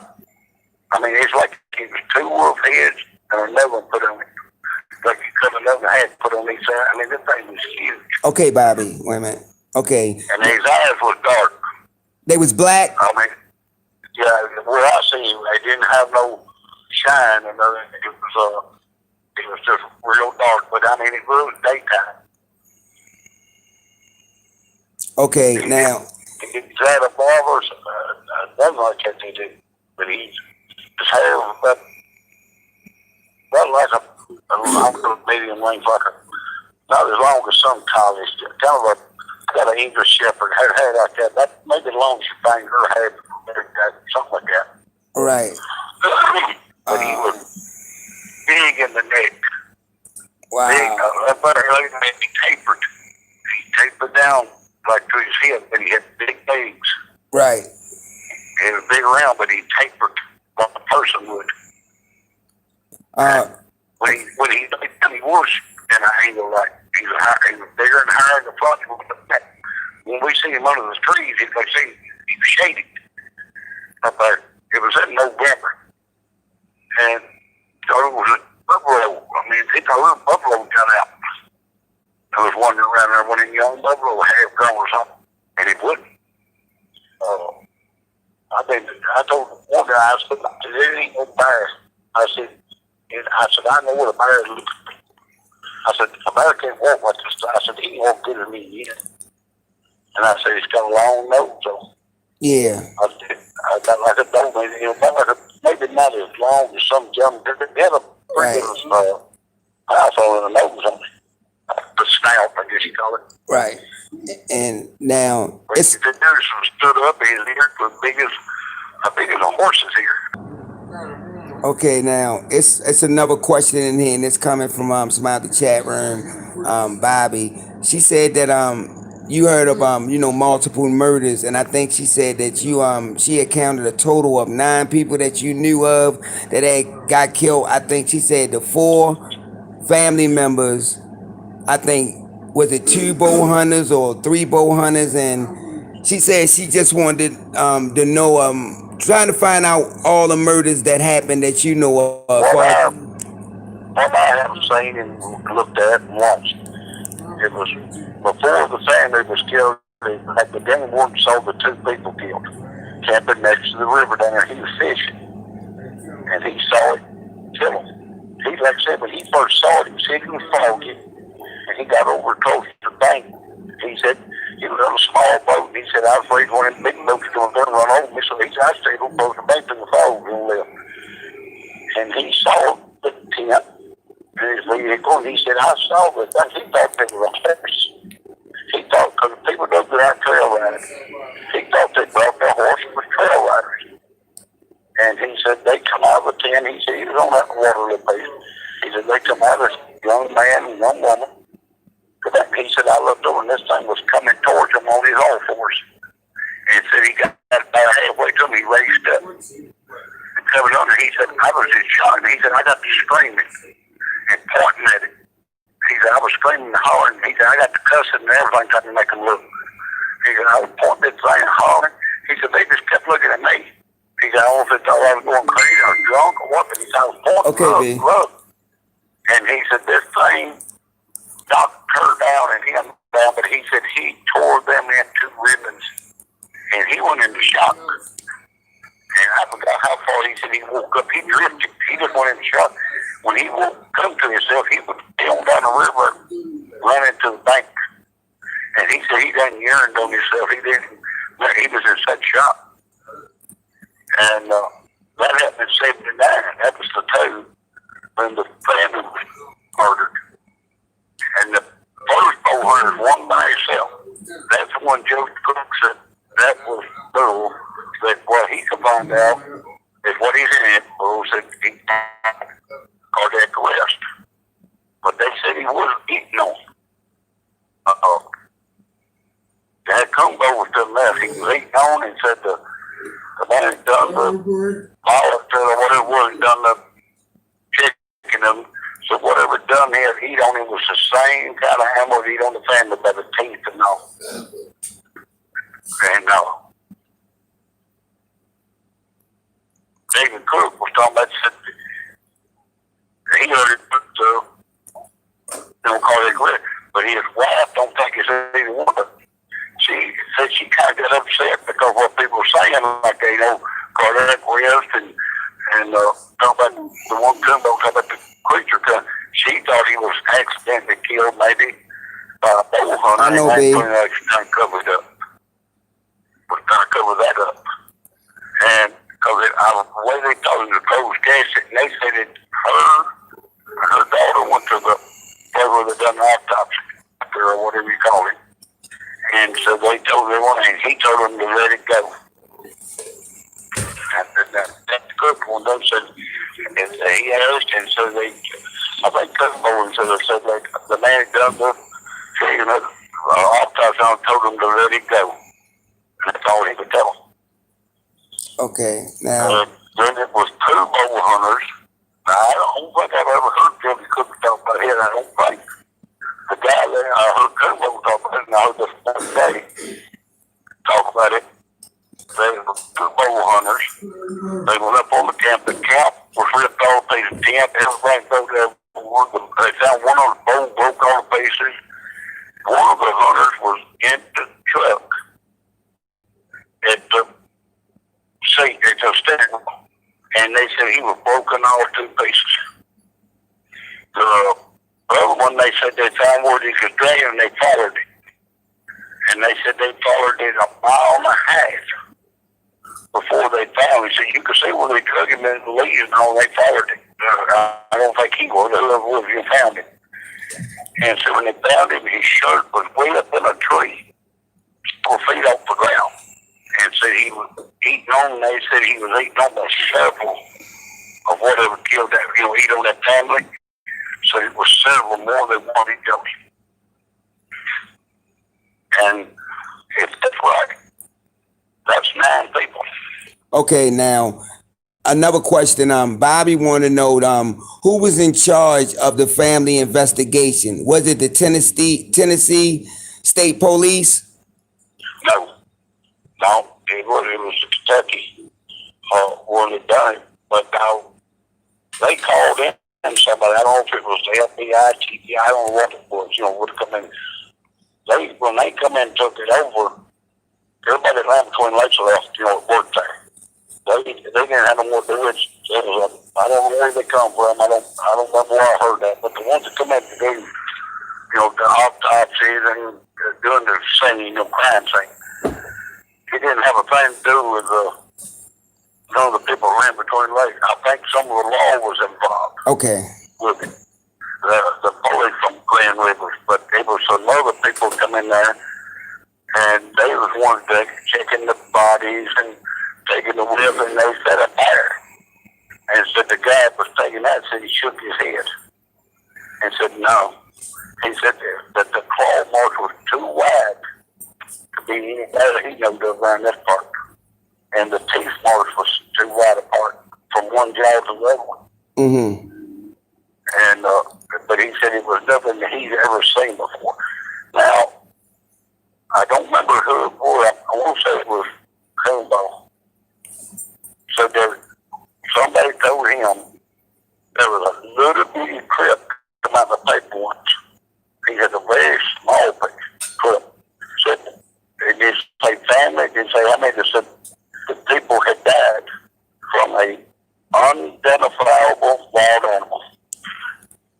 He didn't talk about the land between the lakes. People had died. So he said people too. People had died was killed by unidentifiable animal. He said, I don't believe it ever said about it. And it was the same thing put on the bow hunter. He said, they said, the only thing was ever said, when the one that found it, it was an unidentifiable animal. Mm-hmm. They don't know what animal done it, they said. And they made a statement to investigate, and they're still investigating it like. Right. And I know everybody else heard is goes down there and they know got something to do with it. They'll try to stop it from coming. Because somebody rented it one time. I don't know what show I watched. It's been 2 years ago. And they rented it. I mean, they done paid it all. And they gave Jody cooking for some other thing. And they called and they stripped him. All right. And they asked him what they're going to be doing this week. And he told them. We're going to be going around looking where the murders taken, where he what murders. And he told me, he said, next thing you know, we got called that our reservation was canceled. They sent our money back. Canceled it. They'd come up with some excuse they couldn't let them. Okay. Now I got another question, and this come from out the chat room, and this come from Candy Girl, and it come from basically Mr. Carlito's Way. They would like to know if you think that do you think it's a large population of these creatures down in Kentucky? I don't know. Like I said, I never saw nothing when I couldn't hunt it. I mean, I did heard things howl, and that was before cows got real bad around here. There was a few. But I mean, you'd hear something howl way out. And now we have been, I will say this, and this happened, I just made several, made this comment. We have been down and turned the dogs loose, and they take off like 200, they take off up to, they wouldn't go back, we'd have to let them move from where you at.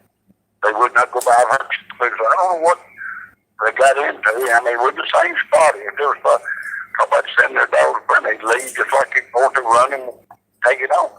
And so they would be gone long, they'd come back, so their tails took the line, just real scared, like scared stuff. So they'd look back, keep looking back up the way and said, they had to move, they wouldn't hunt. So they'd be there, and I know one guy said, I don't know what it is.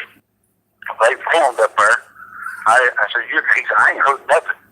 He said, all I know is they come back, my 2 dogs did. And he said, the problem, my dogs, he said, they don't have to come back. They just keep going deeper and deeper. He said, you don't have to walk 2 miles or try to drive around town. They just keep going. He said, these come back. And he said, I could not get them to hunt. He said, so I loaded up, moved around the road about 5, and they stole them. He said, I took them out. He said, I had my female, I almost had to let her out. He said, they didn't fight, didn't bark, none. He said, just skeet numbers. He said, I told her to come on home. But I've heard several people say that.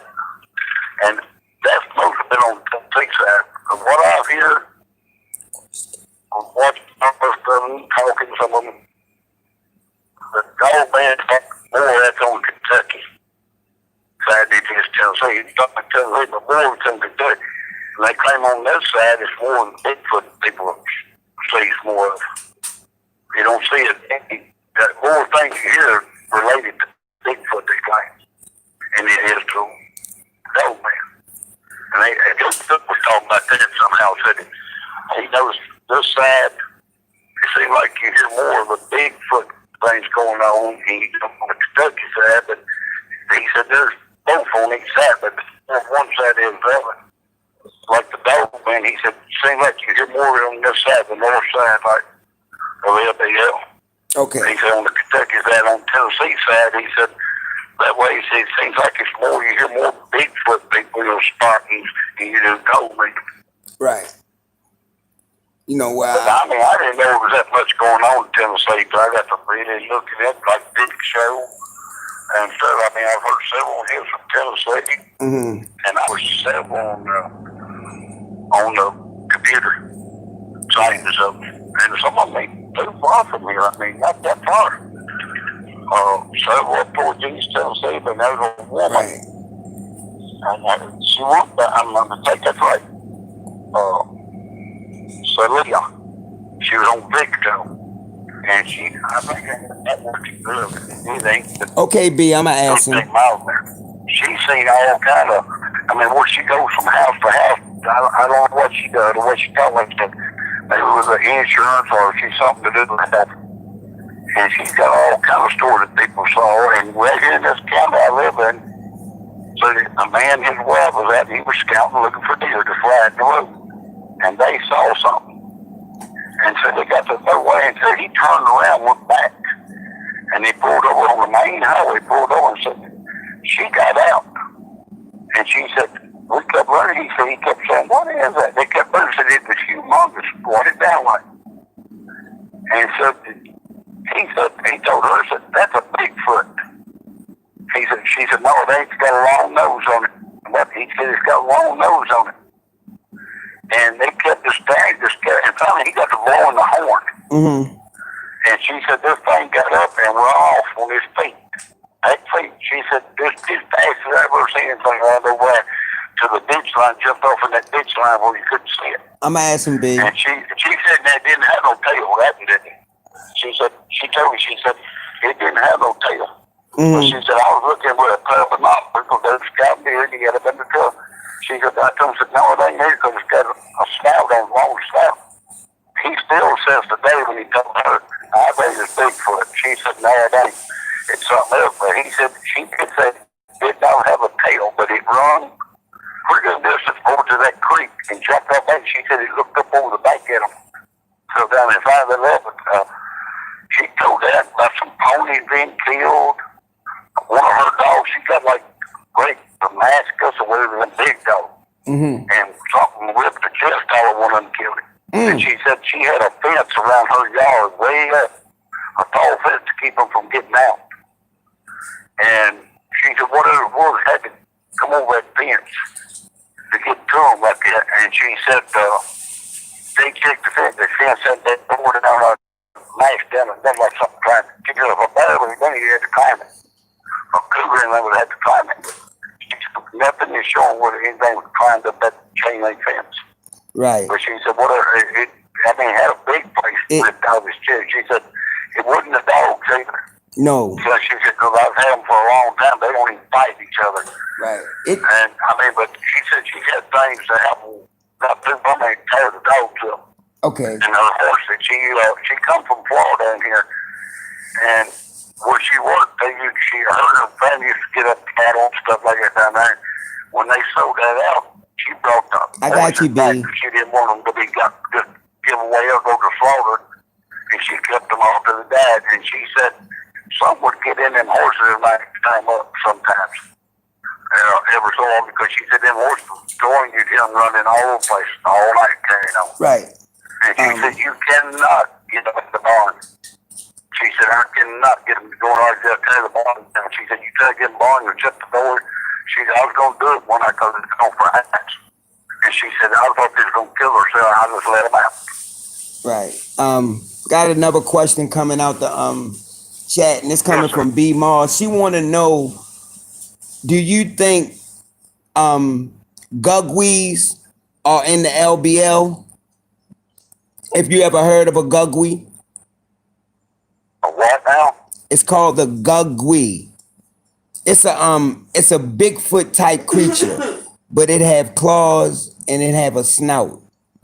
Well, that people, I mean, it was in the papers back in the 80s, not back in the 90s, where seeing the Bigfoot tracks, and this little light up in that tracks was seen here, and it was in LBL. Tracks were, they said it went up to an old cave on the hill. The tracks said one of them was in the snow, and they said they never seen them, but they found the track. Someone tracked it way up and he went up on a hill to a cave. Mm-hmm. But nothing was in it. They wouldn't that deep. It's just a small white cave. There was nothing in it. But several people are saying trade, and people, there's one woman, and I think that was Coonbo told that. And I've heard it somewhere else, and I don't remember. They said this woman was there, and said she wanted to use the restroom, bathroom, and they were in the woods. And she come running out screaming. Her husband, they jumped in and said she claimed it was a giant monkeys. Mm. She saw it. All night she kept telling the park ranger guy it looked like big giant monkeys. She saw two of them. Wow. Yeah, because go ahead. They claim things around it. It used to be something here, but it never did have a name really on it. Everybody's calling it that thing. And what it was, some of them said they thought it was a panther. It was around when my baby was young. I really thought about it. I've heard other people talk about it. I've heard it a few times. Now, I don't know, I have no idea what it is. It sounds like something crumbling over there. Whatever it is, it can move on. I don't know what it is, but I know if you're hunting, I don't care what you do, they're coming to the truck. They're coming, and that's the end of it. They're scared to death. But my wife heard it. I told her about it. She said, "You're trying to scare me." So she goes, I said, "I'm trying to scare you." So one night we were sitting, she got in the truck. It was getting late. She went there and sat down to see. And I was sitting there, there's a dog that was way off down in the woods, cold trailing like. And I heard it. And that thing coming down the hollow over, and the dogs just cut with it. I told her, I said, "You heard me talk about the thing we hear?" I said, "Get out." I said, "Listen." She got up and stood with me. And that thing was probably, I'm just guessing, 100 yards, 150 from us. But it was just like somebody running, grunting. It just, it would do it. It wouldn't right close here. It'd be like, and whatever it was, he would do it right there, and it wouldn't be the second till he did, and he'd be way over here. Whatever it was, she didn't listen to it. She told her mom and them, she said, "I was ready to go home." She said, "It sounded like somebody choking something," but she said, "Whatever it is," she said, "it can fly." She said, "It went down that hard. We just took one over here," and she said, "It didn't take it no time to go down that bottom. It was gone." I told her, I said, "I don't know what it is." I said, "I've heard it." I said, "Whatever it is, scares dogs." I said, "I was scared me too." I saw it, but I said, someone said one time they thought it was a panther. Somebody did see it one time. He saw it at night. I know that he said it was either black or dark gray or something. But he said he saw it around the barn, and he said it was great big and it was black and it was on all four. But he said he's the one he thought it might have been a panther. But nothing was ever found. I know some cattle, some calves was killed. Great big calves too, like 300 or 400 pound calves. And they when they found it where it had been eaten on, the head was gone. They never would find the head. The head would be gnawed off. Well, I know they call these. I never had nothing like that to bother me, but now I've heard it. Right. I've heard it probably 3 or 4 times, and it's still around because every now you hear somebody, I don't know what that thing is. He was talking about how he scared dog. The old timers, the dead gone now, I'm talking about when I was a kid, they always called it the 2-step holler. And I looked at him, I said, now what is it that T.J. Murder said 2-step holler? And nobody walked. He didn't even have 4 feet. He'd walk. But he was talking about 2-step holler. I said, what is a 2-step holler? He said, demon dog, where I come. It's what a lot of the old ones, I mean, they wouldn't say a lot about it, but they always called it a demon dog. And because me and my cousin was laughing about it. I said, walking, and I said, howling and all that stuff. And I said, T.J. Park, I said, we're laughing. I said, he don't say anything, but I told him, I said, goodness.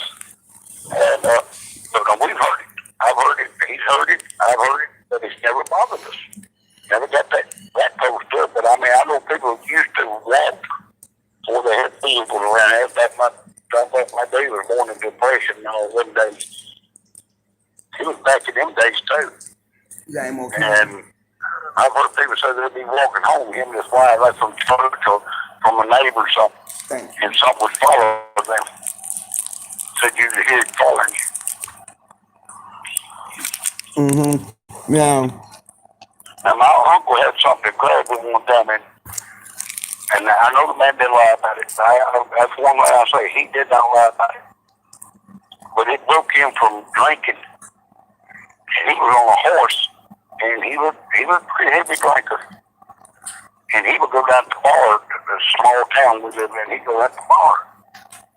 And he was riding this way, an old horse he had for a long time. That's how he would go, riding this horse. And he was coming, that's where the blacktop meter roads around here. That's back in the early 60s. I was just a small kid. What store you get these from? He was coming home. So he always stayed there about 11 or 12 o'clock. By close time, he'd come home there. I'm on you, man. He was starting home. He said he got about a half mile from home. Something jumped up on the back of that horse and wrapped his arm. He thought it was somebody. Wrapped his arm, and he said, I thought this was going to crush me. And he said he quit. He kept twisting. He said, I thought the horse, no matter what he had, was going to wear up the horse, but she died like she didn't see nothing. Just right on like she always does. And he turned enough, he could see it. And he told me, he said, it looked just like a white German Shepherd.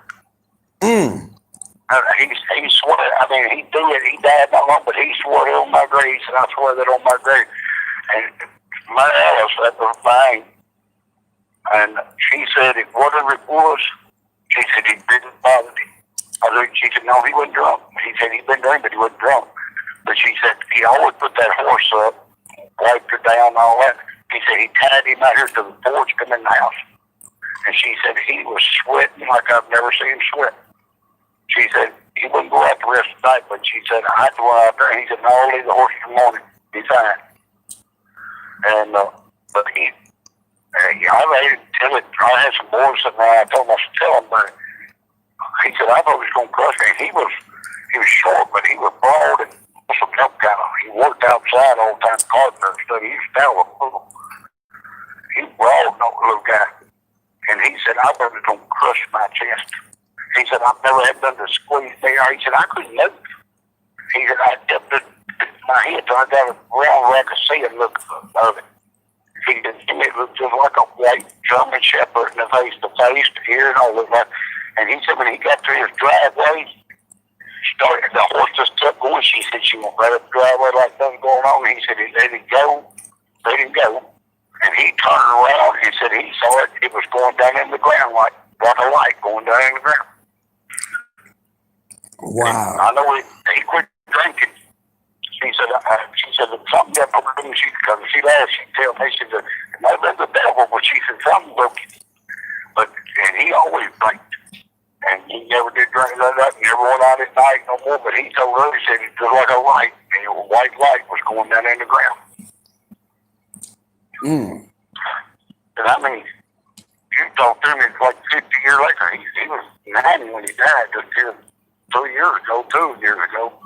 He was 90. He still told it the same way then as he did first. He never changed it. But he said, he said it's just like somebody just fell in on him. And he said he wrapped around. He said he couldn't move his arms or nothing. He said, I never, he said, I believe he's going to crush my chest in. He said he couldn't hardly get his breath. And he said, I know the mother's going to throw us. Or like that. He said, that, and he said she just, like she never saw nothing. Just kept just like she always took cotton right on home. Let me ask you this. I heard a lot of things, go right to the bridge. That's something I would go up there and mess around like that. I mean, that's spiritual, you know what I'm talking about. Yeah. You get into, what do you call it? You get into more to me witchcraft stuff, Right. And you know what? I've heard people have been up there and things has happened, and I wouldn't go up there and mess with that kind of stuff. I go play, I know things can attach to you, and I would go. I've heard people that you go up there and there's certain things and you feel it push you and stuff like that. Now I've been up there. The whole house had burnt down. The lightning struck it and burnt down, but the cave's still there. And I've heard of numerous of stories that you go in that cave, take a rock, and it'll either disappear on you or you'll get deathly sick. And the man that owns the property, he's been on TV that said I've had many people. And took a rock, be like way off somewhere in another state. Okay, nail it back to him and tell him to put it back in the cave. And said he carried it back out there. He said, what if it's true or not? He said, I carried back, throw it back in the cave and find out the people who said it got better. Some woman, someone said she was so sick. And he said to them, he said, I carried it back over and threw it back in the cave. Okay. And he said, I called her and she's there. Okay, B. But they used to give tours in it, but I don't think they do it anymore. Somebody want to know in the chat room, they want to know, do you know anything or have you ever heard of this cryptid that's called the Rake? I've heard them, but I've just heard stories on them. That's all. What I've heard about them, I won't see one. If they look like them, all I've heard is white, got what the mouth look and big eyes and all that. One guy told a story, I think that was on Vig, I think now. I think it was Vig where that it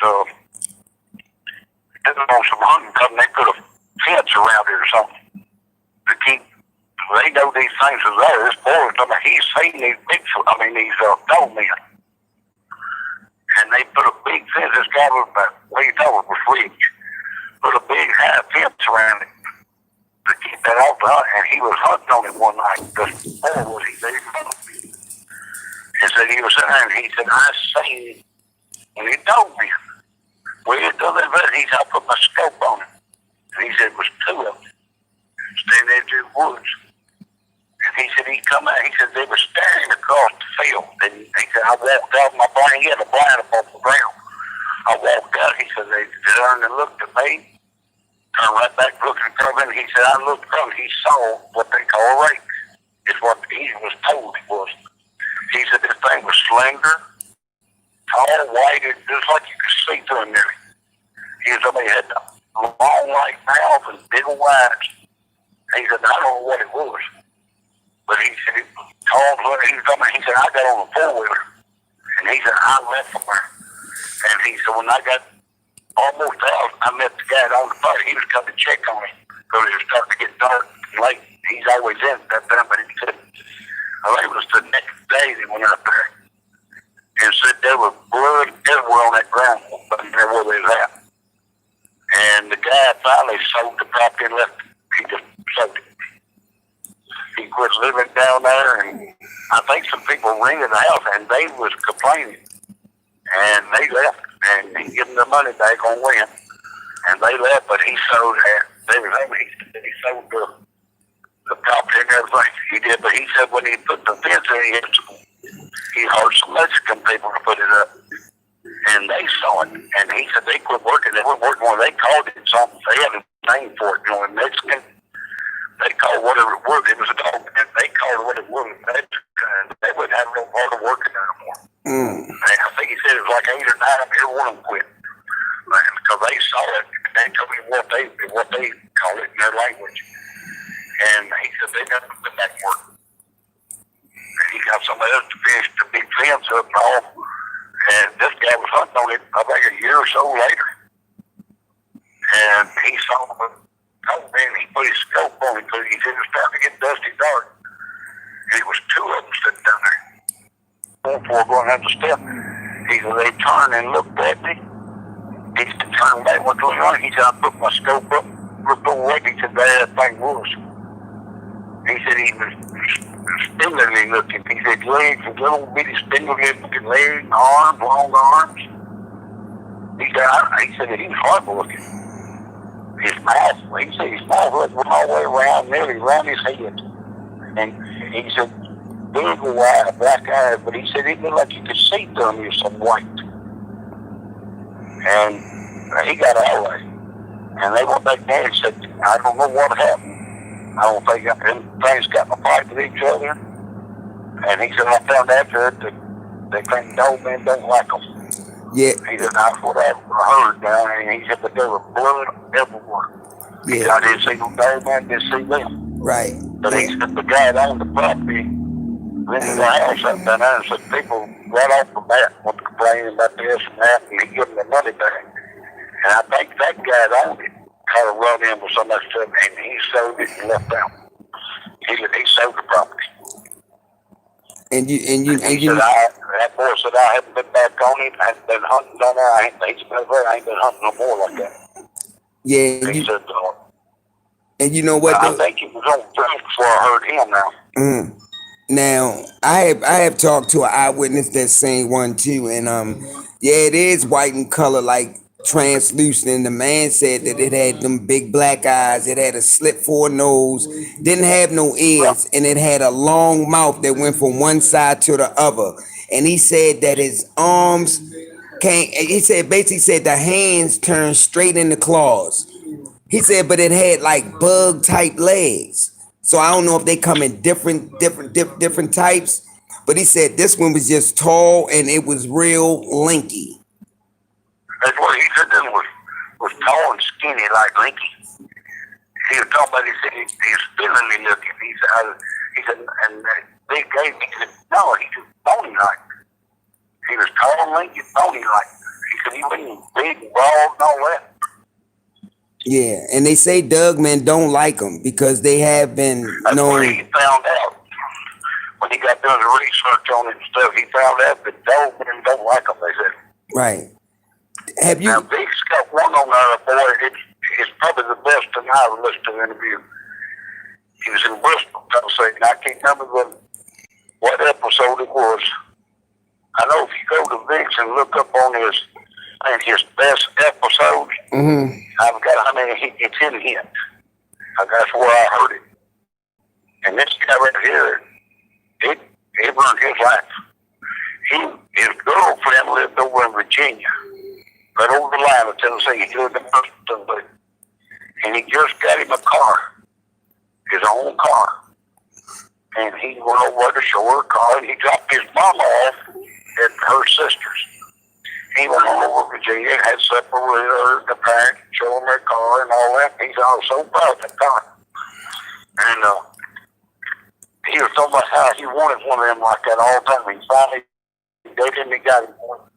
He had the loud pipes on it. He stood back in like I wanted. And he said, I was so proud of it. It didn't have air on it. But he said, I was coming back, had the windows down, and he said, I come up on a curve. He said, I had to really slow down because it's a big curve. He said, road curvy. And not a real wide road. But he said, I saw this thing up on the hill. And he said, this thing was running me. And he said, I was watching it. He said, I thought, this thing's gonna run right out in front of me, and I'm gonna hit it otherwise. So he said, I really slowed down, and this thing got right beside his car. And he said, I wasn't going all the fast because I couldn't run that curve. It jacked up. He said, I lost control of it. He said, this thing ran by there. He said, it snatched on the door, trying to get it open. And he said, he said, I couldn't believe this. And I mean, this guy like broke down on big. I mean, he was frightened. He's still frightened. Years later. But he was talking about how this thing was looking at him. He said, I know that should have looked over, but he said, I did. And he said, this thing was looking at me through the window of my car. He was talking about how big yellow eyes he had and how big his teeth were. He said, I could smell his breath. And he said, it smelled like he had to speed up, wait to lose it. And he said, I thought if I don't do that, he said, he could reach in and rip me in too. He was talking about how big a hand that. He said, this thing was huge, but he said, he was staying up with me. Well, he thought he was doing like 20, 25 miles an hour. He said, it was running right beside of me. And he said, I got around the curve, and I shut down on it. And he stayed up with him a little piece. So he finally pulled away from it, but he grabbed his car and called the fire. And he said, next day, my daddy said something. He said, what did you do to your car? Scratched him. He said, I run off the shoulder road and hit a limb. And he said he went out there, it was 3 big claw marks where that thing hung that door like. And he bought it so bad, he sold the car. He said, I just couldn't stay in it. He said, I just couldn't. He said, I was terrified of it. And he said, that car, it bothered me so much, he said, I didn't want to go around that car no more. And he said, he sold the car and got him something else. He said, it brought back so many memories that scratched it up. And he said, and he won't even go out in the woods today. When he goes outside to mow, he's always looking. The same girl married, live on Tennessee side, but he said, it ain't that far. He said, from what I seen this thing, he said, I hadn't seen nothing else. I hadn't heard nothing. But he said, I can't. He said, I had to go hunt with some more deer. And he said, I'll go in there. And he said, I won't walk in there a little bit. I told my boys, I can't stay here. I got to go.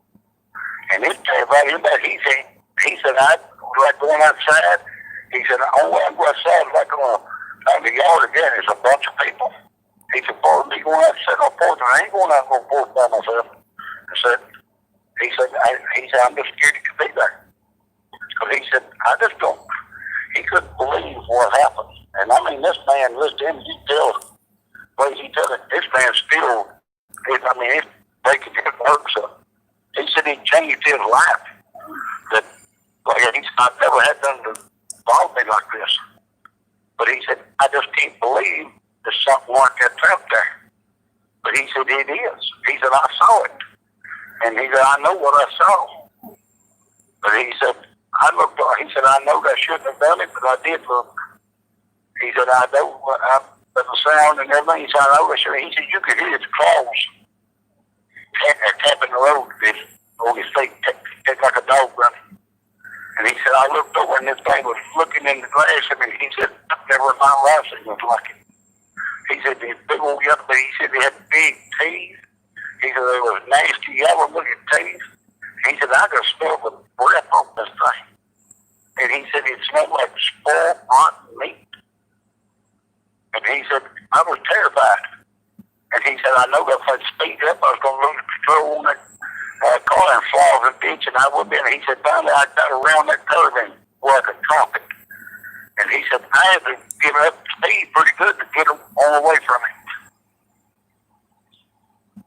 Yeah, I heard that encounter, and that was real scary, and that man was traumatized for years. You know what I mean? Because he said that thing eyes was just it looked like hell, like black as night when it stuck his head in his car. He said it could have bit his head off if it wanted to. Yeah, that's what he said. He just bit his head off. He said, and there was some car marks on the door. He told his buddy off the shoulder road hit the limb and he scratched it up.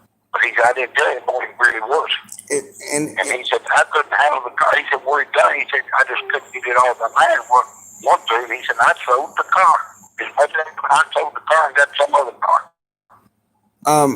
One more. I got another question. Now this person want to know in the chat room, and this is one of my moderators. Jennifer. She want to know, as far as the beast of the LBL, did it have two sets of ears? No, I didn't. No, the one I did didn't have one set. Ears or teeth? Yes, I didn't see nothing else. Because I think she said right up on the head of the dog, or Wilson was up on top of the head. I didn't see nothing nowhere else now, but I've heard people said they've seen them lower, down like on the bottom, something, but I didn't. That didn't know. And he was just a old, dull black. It wasn't shiny. It was just a dull black. Right. Okay. Somebody else somebody else in the chat room, they want to know. I mean, maybe you don't know this, but I'm gonna throw it out there. They want to know: do you think that these Dogman creatures attack, kill, and eat their own? That I wouldn't know. I don't know now. I've heard people talk about them fighting Bigfoot. I heard some woman talk about Bigfoot. He killed one that was close to him, killed a Bigfoot, a female one. I've heard that, and then I heard somebody talk about they seen one with his arm split in half off. And they heard him fighting one time. And months later, they saw a Bigfoot, and he didn't have an arm. He had it gone. Wow. I've heard that, and this woman thought that she's seen this Bigfoot several times, but it never come around the house. She said she heard the officer screaming when I fighting going on, and she said she found out where she said she guessed he killed it or something, and she never seen it again. She said she could hear it howl. It was howling, carrying on. She said the loudest howl I ever heard, and she said. Then they all this fight you ever heard screaming and carrying on both two different animals fighting. And she said she never saw the Bigfoot ever again. She said I don't know if he killed it or he run him off. But she said that was a female horse. I don't know if she got close to the tail, I don't know. But she said it was a female. Okay. I got you on that, because some people think some of them be having double rows of teeth and all that. My opinion, I think she walked up and got too close to the kitty. I think she's far enough with her, if that ain't done, he'll go on. I think he's like a lot of people, he's got a space. And you cross that space, I think they'll let you go. They're like a rattlesnake. Stay away when he growls something, but I think he's got a space. If you cross it, he thinks you're going to harm him. He'll take you. I think he'll Sorry. I know he will. I've heard too much about him. I mean, the boy told me that the family down there was little. They said the woman was pulverized. But anyway, that's a man's arm off. He's pretty bad. They said he would chewed off as he was snatched off. And I heard two ways on this. I forgot about it until I heard it today. I've heard stories say his head was ripped off. Then I heard his head was twisted around backwards. I've heard both ways on that now. He didn't say neither one, but I've heard other people say, they said his arm was ripped off and his head was ripped off. Kumbo told that about his head, and then I heard and then Kumbo the second time he told it, he said, I heard his head ripped off. He said, well, I heard his head ripped off and twisted around backwards, and I heard somebody else say his head was twisted around backwards.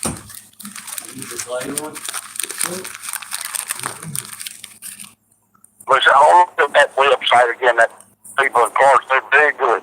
They're good people. They really dig into this stuff. They go everywhere to find info as much as they can. They're good people. It's his daddy and his son. They live, it ain't but 20 miles of Clarksville. where I live in Tennessee. I live in the Stewart County part. That's where LBL lives in Tennessee, in the Stewart County. I live in a little bitty town from there. A little hick town. Where I live. But they don't live, it joins our county. It's only, like I said, about 20 miles up there. They live in, they got a lot of stuff on it. I mean, I watched one today, it was an iron something. And that's all he talked about was the family they killed him. He went right to the site. He shows the light poles even cut down, the concrete side, the bunkers, and where it's supposed to happen. He shows the tree where they found the girl. Kumbo's done that, where the girl was found. I've heard stories that said she was in the top of a 50 or 60 foot tree and all that. But the boys, one of them works, he still works on the school. He said that they told him she was about 25, 30 foot off the ground. And I thought, but whatever it was, he looked at me and he said, you don't go on no bear and carrying nothing up the tree like that. Not a kid that big. She was like 9-year-old, I think. That's what I understand by it, best I can. He said, I don't go to bed, go straight up that tree because it was way up there to a limb. He took a kid like that in her mouth and put her in that fork, and I don't think no cougar can. Because the tree back in wasn't that big. Now it's bigger, so it's been all in years. But the tree is still there. Kumbo can take it down and said, right there is where she's supposed to be. That's what I was talking about. He's supposed to know the ranger that worked there, and I don't know, it might have been the same one of them, but I don't think so because he's too old. That's one he was talking about. One I'm talking about is my age. I'm 60. And one he's talking about's got to be on up with some age on him. But see, he carried him right to the spot. And it was not long after it happened because he was down there on a Boy Scout tour, carrying the Boy Scout on a hiking thing. And he told him to stay away from that part. He told him to go that way. He carried him away and showed him where it happened. Then he had somebody else to carry him to the same spot. I don't know if he said that was Jan Thompson was there. The cops told her, carried her there, and she carried him right to the spot. I heard of Joby Cook's got one. I think it's called the one he's got on the LBL and the next one. I think it's Howling or something. It ain't that long. It's just advertising his DVD and all they made up. And it shows her on there talking. And it shows the man on there, the gang warden, it shows him on there talking. And he didn't want to show his face, but he said, my wife, and I got family. He said, you don't mess with this bunch. I mean, he let no quick. He said, and they asked, why did you report it? He said, okay, you don't do that. He said, you do not do that. He said, there's things can happen. Okay. And he said, I don't want nothing to happen to me and my family anymore. That's why he didn't want to show his face. I'll tell you his name. And I know after he done the interview, I think it was like 3 weeks, he died. It was just a few weeks after he done the interview, he died.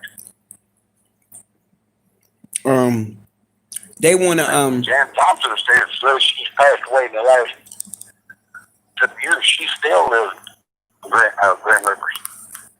She's retired. Because she worked at that store so many years, that beach. They had a beach out there. And she sat on it at night all the time, 7 people. And they give her that beach. They give it to her when she left her or retired, they give it to her. Because she worked there so many years. She got to sit up on her property, on her porch. right. She put it there. Somebody in the chat, B Mars, want to know if you could tell everybody how fast do you think the creature was running? I'm going with y'all. I'm 40 mile an hour. I mean, I had to look at least that. I told him to catch him, or I think from deer down. I don't think that's been trouble like that. I've heard them say they found buffalo down there killed every now and then. Some of them half grown, some of them nearly grown. Young buffalo, they found them on something eat them up, tear them up. Well, whatever it is, it got to be pretty fast to get the buffalo, because buffalo run. I mean, you go down and watch them, they're all over there. You can watch them, and they take a run stuff. There ain't no way in heaven that run them. And I've heard them, they say it don't happen often, but every now and then one comes up, find one dead. And it's been, like, it's been mean. And, and they saw that some of them 500, 600, 700 pounds. Well, it takes a pretty good animal to run something down like that. I mean, I've never had no animal around here. I've seen cows on Sunday and all that. I've never seen no cows run nothing like that. I might get a horse, but I think he'd run you down the horse.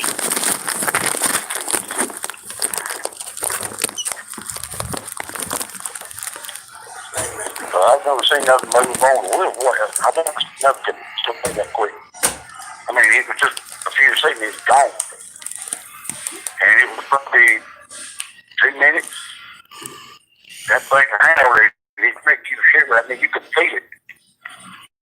Instant going, I mean, you could feel it. And he had to be a pretty good ways to holler that loud. I mean, like that, he had to be a pretty good distance from us. Because he went up over a rise and man, we were looking for him. And he had to go straight on to the wood. He was in there a good distance, but it was the opposite. I mean, loudest I've ever heard.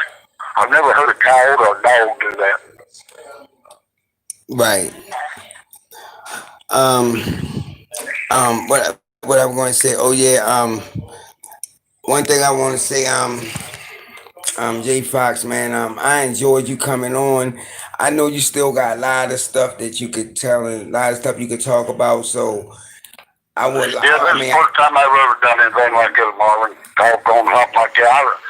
I'm not a big crowd person. Like around big crowds.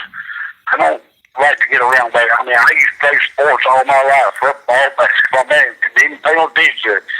As I got grown, I always wore a work ethic because it was about 3,500 for what I did. I was sad, or I just don't want to get around big crowds. A couple hundred something. They have a big parade every year where I live at. I ain't been to it in 15 years. I just had a big crowd person, but it's the first time I've ever been on. This is true. This is the first time I've ever been on Facebook and talk. Or it's the first time I've ever been on Facebook this long. Right. I had a Facebook account, and I don't know the reason I was on it. There's a knife show. A guy in East Tennessee sells knives on Mondays and Fridays, and I punch it on sometime and watch it.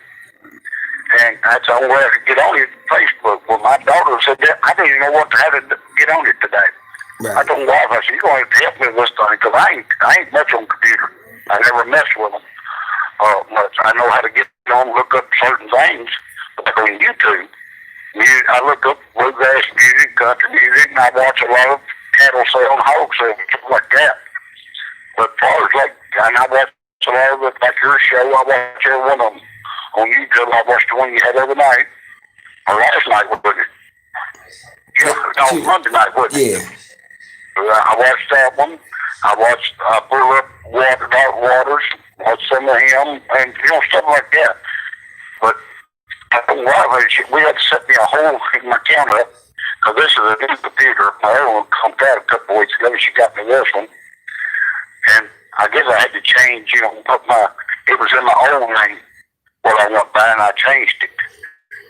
Just because of that reason, I tell you, and she had to go reset up new password and all that to get in on it. Okay, baby. And finally we got, I said, well, I wrote it in just like you told on the theater. I already wrote down. I said, it won't go through. And she got later, she said, you're going to have to enter this and do this. So she had to do it all, get it set up for me. And then it come up, and then I said, it's so long, that joint. She said, well, that's a hit it. Like that. I need to talk about it. Yeah. I mean, I want to tell somebody but knows what it is, because people will, they'll think you're crazy. I don't want to get around doing it, think you're crazy or something wrong with you. I mean, I know what they're saying. I know what they say is going on down there, and I know all these people ain't lying. Yeah. I mean, some of them I say, well, you'll feel big and carry on and stuff. Some of them might be trying to make $1 off something. I don't want your dollar or nobody's dollar for that, part of that. But there's about for, let's say, first time, I didn't know how to do. I was kind of jittery. Because I told my wife, I said, I ain't never talked to nothing like this. Right. She said, well, it's no different. You talking on the phone to my boy live over here close to me. We've been friends all of our life. He don't live about 3 miles away. Know this when he was a kid. We talked every day. He's disabled. He's blind now. Right. He called the other day, and I talked to him, and I told him last time. He called me, he said, last night we talked to him at 4 o'clock. Right. I just wanted to know, would you mind coming back on again?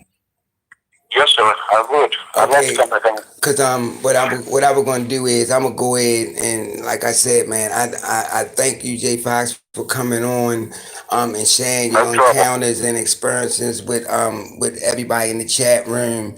And like I said, I'll keep in touch. And by then Okay. you might can get some more encounters from other people that's down there Yeah, where you at. I'm gonna do some more checking in on it, and Okay. some of these others. I'll get that name of that lab, because what they go by. It's something Saturday or something they go by. I've got, hey, got it listed, and I'll put it on your email. Let you know if you want to put it down for everybody. Because he's got several things on there about Bigfoot. He's got some on there about the Bear Witch. He got the Dogman. Okay. Him and his daddy. They got over. I think he said it was 12 or 15,000 books on this stuff. Okay. On cryptid animals and stuff. Yeah. So somebody might want to check in on that, because he's got a pretty good. They do really dig into it. I listened to it today. It was very good. And I said, I remember that, and he just slipped my mind. And I told him, I should have wrote that down, but I said, I don't want to get off here and go to YouTube and come back. So right.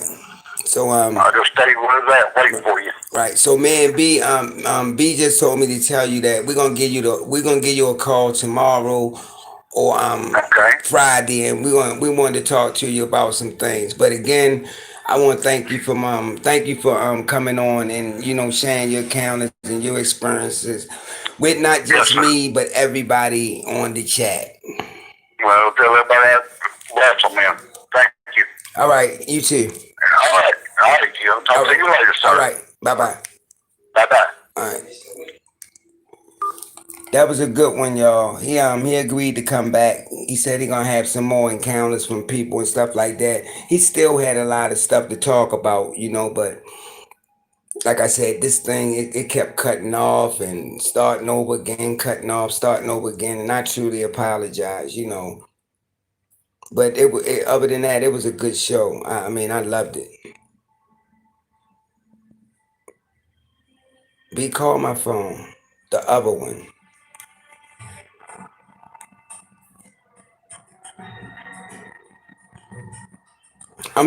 I'm sorry, focus up. I got you on the next one.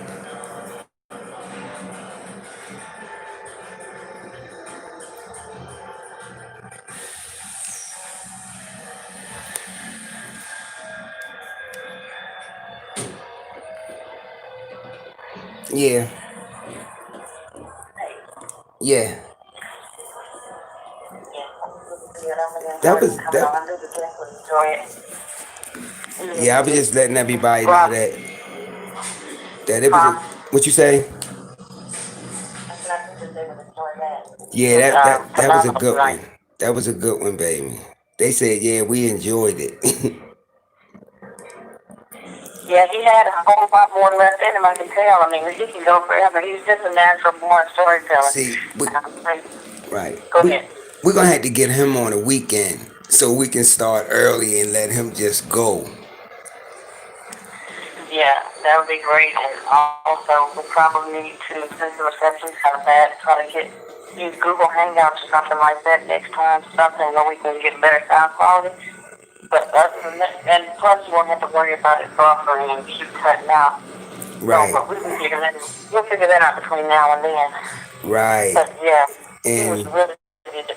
Barbara said she missed it, but you know what, Barbara, you can go back and listen to it though. It was a good one tonight. We really enjoyed that because he still got a lot. Go ahead, babe. Well, I posted it on the page also, so she's on the Dogman page. You can go to the Dogman page and post the link there, or once you get it all the way uploaded, and saved, and she can go back and be able to watch it from scratch. Yeah, she definitely can though.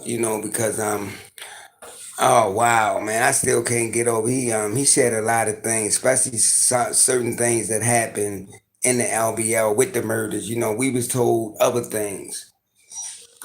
But Yes, he had women, baby. He had talked to somebody that was there and that knew certain things that happened. Go ahead. well, because he gave additional information and just, I just thought it was just interesting. He shared stuff that we never heard before. Even got the book on it. That's all. Yeah, you know what though? Focus up. Yeah, we might do that though. He said when we do come out with our merch though, B, we should come out with some with some now mind you t-shirts. I like it. It's catchy. Focus up. He said y'all need to come out with some now mind you t-shirts. I like it. I know. Who said that? Thank you. Focus up. I love that. That's a great I love idea. it too. Sabrina just came on. Is she still on there? I thought she just came on or she been on. I think she's been on there earlier, but there was some Okay. hot stuff. Yeah, it was captivating, Sabrina. Yeah, that's my trademark, dude from Texas. So you ready to shut it down, B? You ready to shut it down? You ready to shut it down?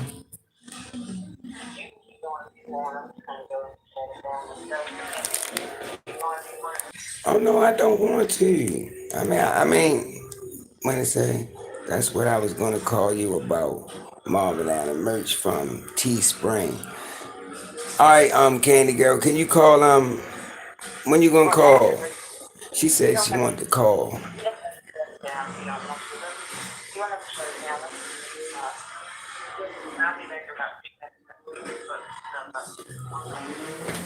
You what?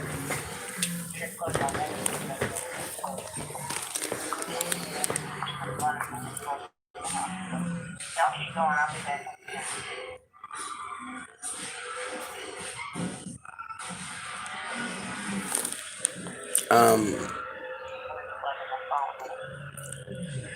Candy Girl wanted to talk to us. Okay, have her call. What phone you want me to tell her call? Cause I need to call. I need to call her on this one to have all three of us on.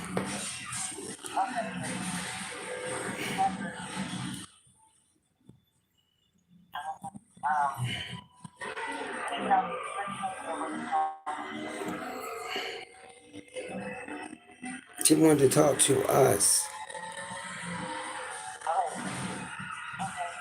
That's why I'm asking you. What you want me to do? No, I'm gonna go. I'm gonna have to shut it down. I'm gonna just give her the number.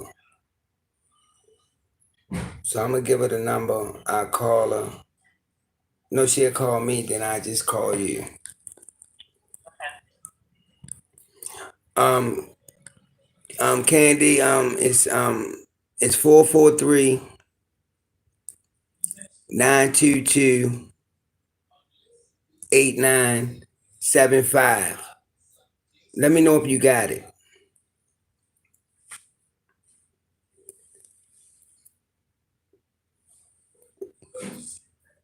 It's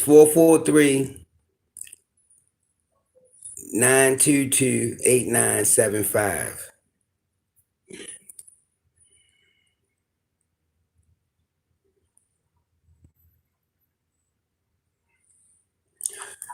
That's my number.